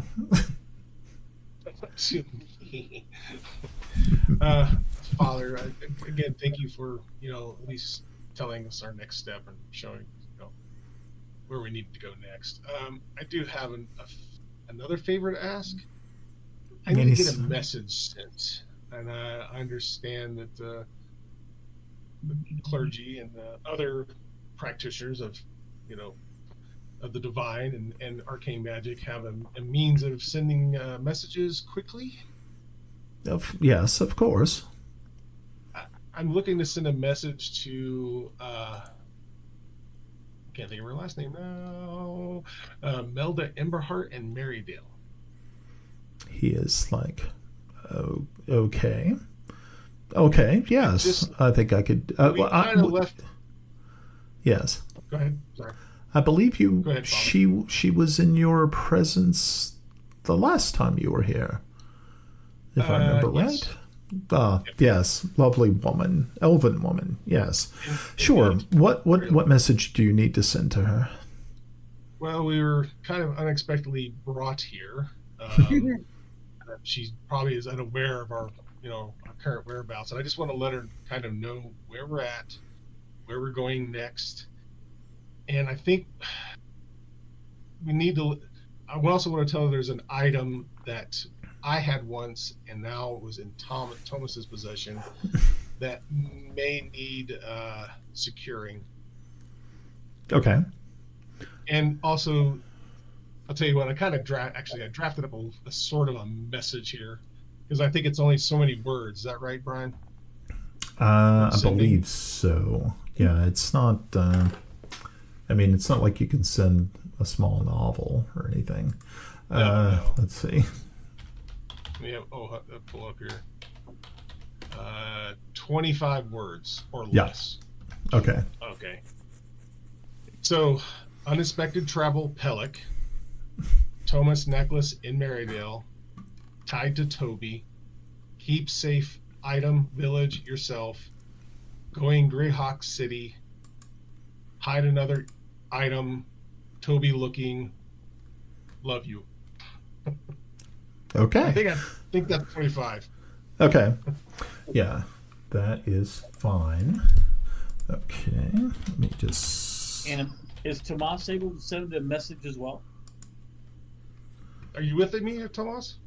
Yeah, I didn't know if I was. I think you walked out with everybody else. Only Kelex stayed behind. Roger. No, if I walked out, that's cool. Yeah. Okay, so let me see. I think they can also. I think they can also answer back if I remember right. What spell is this message? Yeah. Maybe not. I'm sitting there looking at the. I'm looking at it.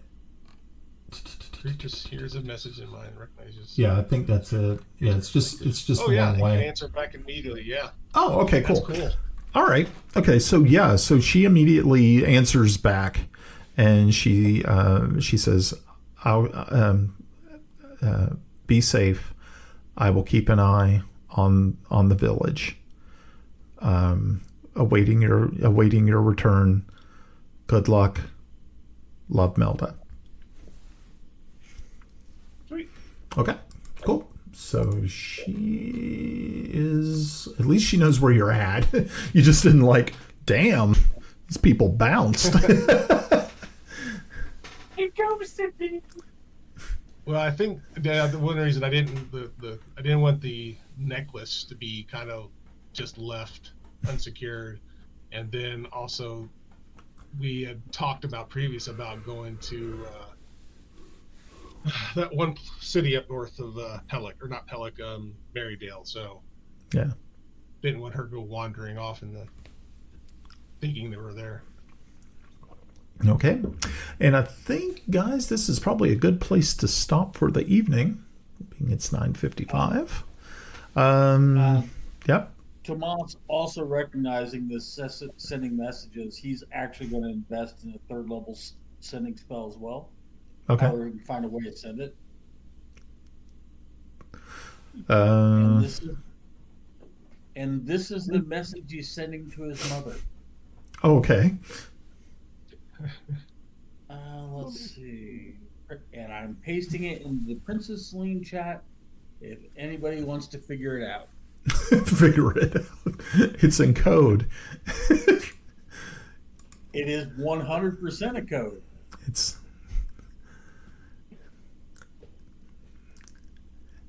Just real quick. Kiffi is gonna go see his Uncle Angus. okay. Let him tell him to warn the clan that shit's about to pop off. Okay. Just because. Just because. Just because. It's about to get real up in here. Hey, Brian. Yeah. I will attempt to secure us a place to rest in the castle, and so that we can leave early in the morning. Okay. Cool. All right. That's easy enough to do. I thought it would be. Yeah. So We gave our rooms up? are we looking at 2 weeks, 1 week?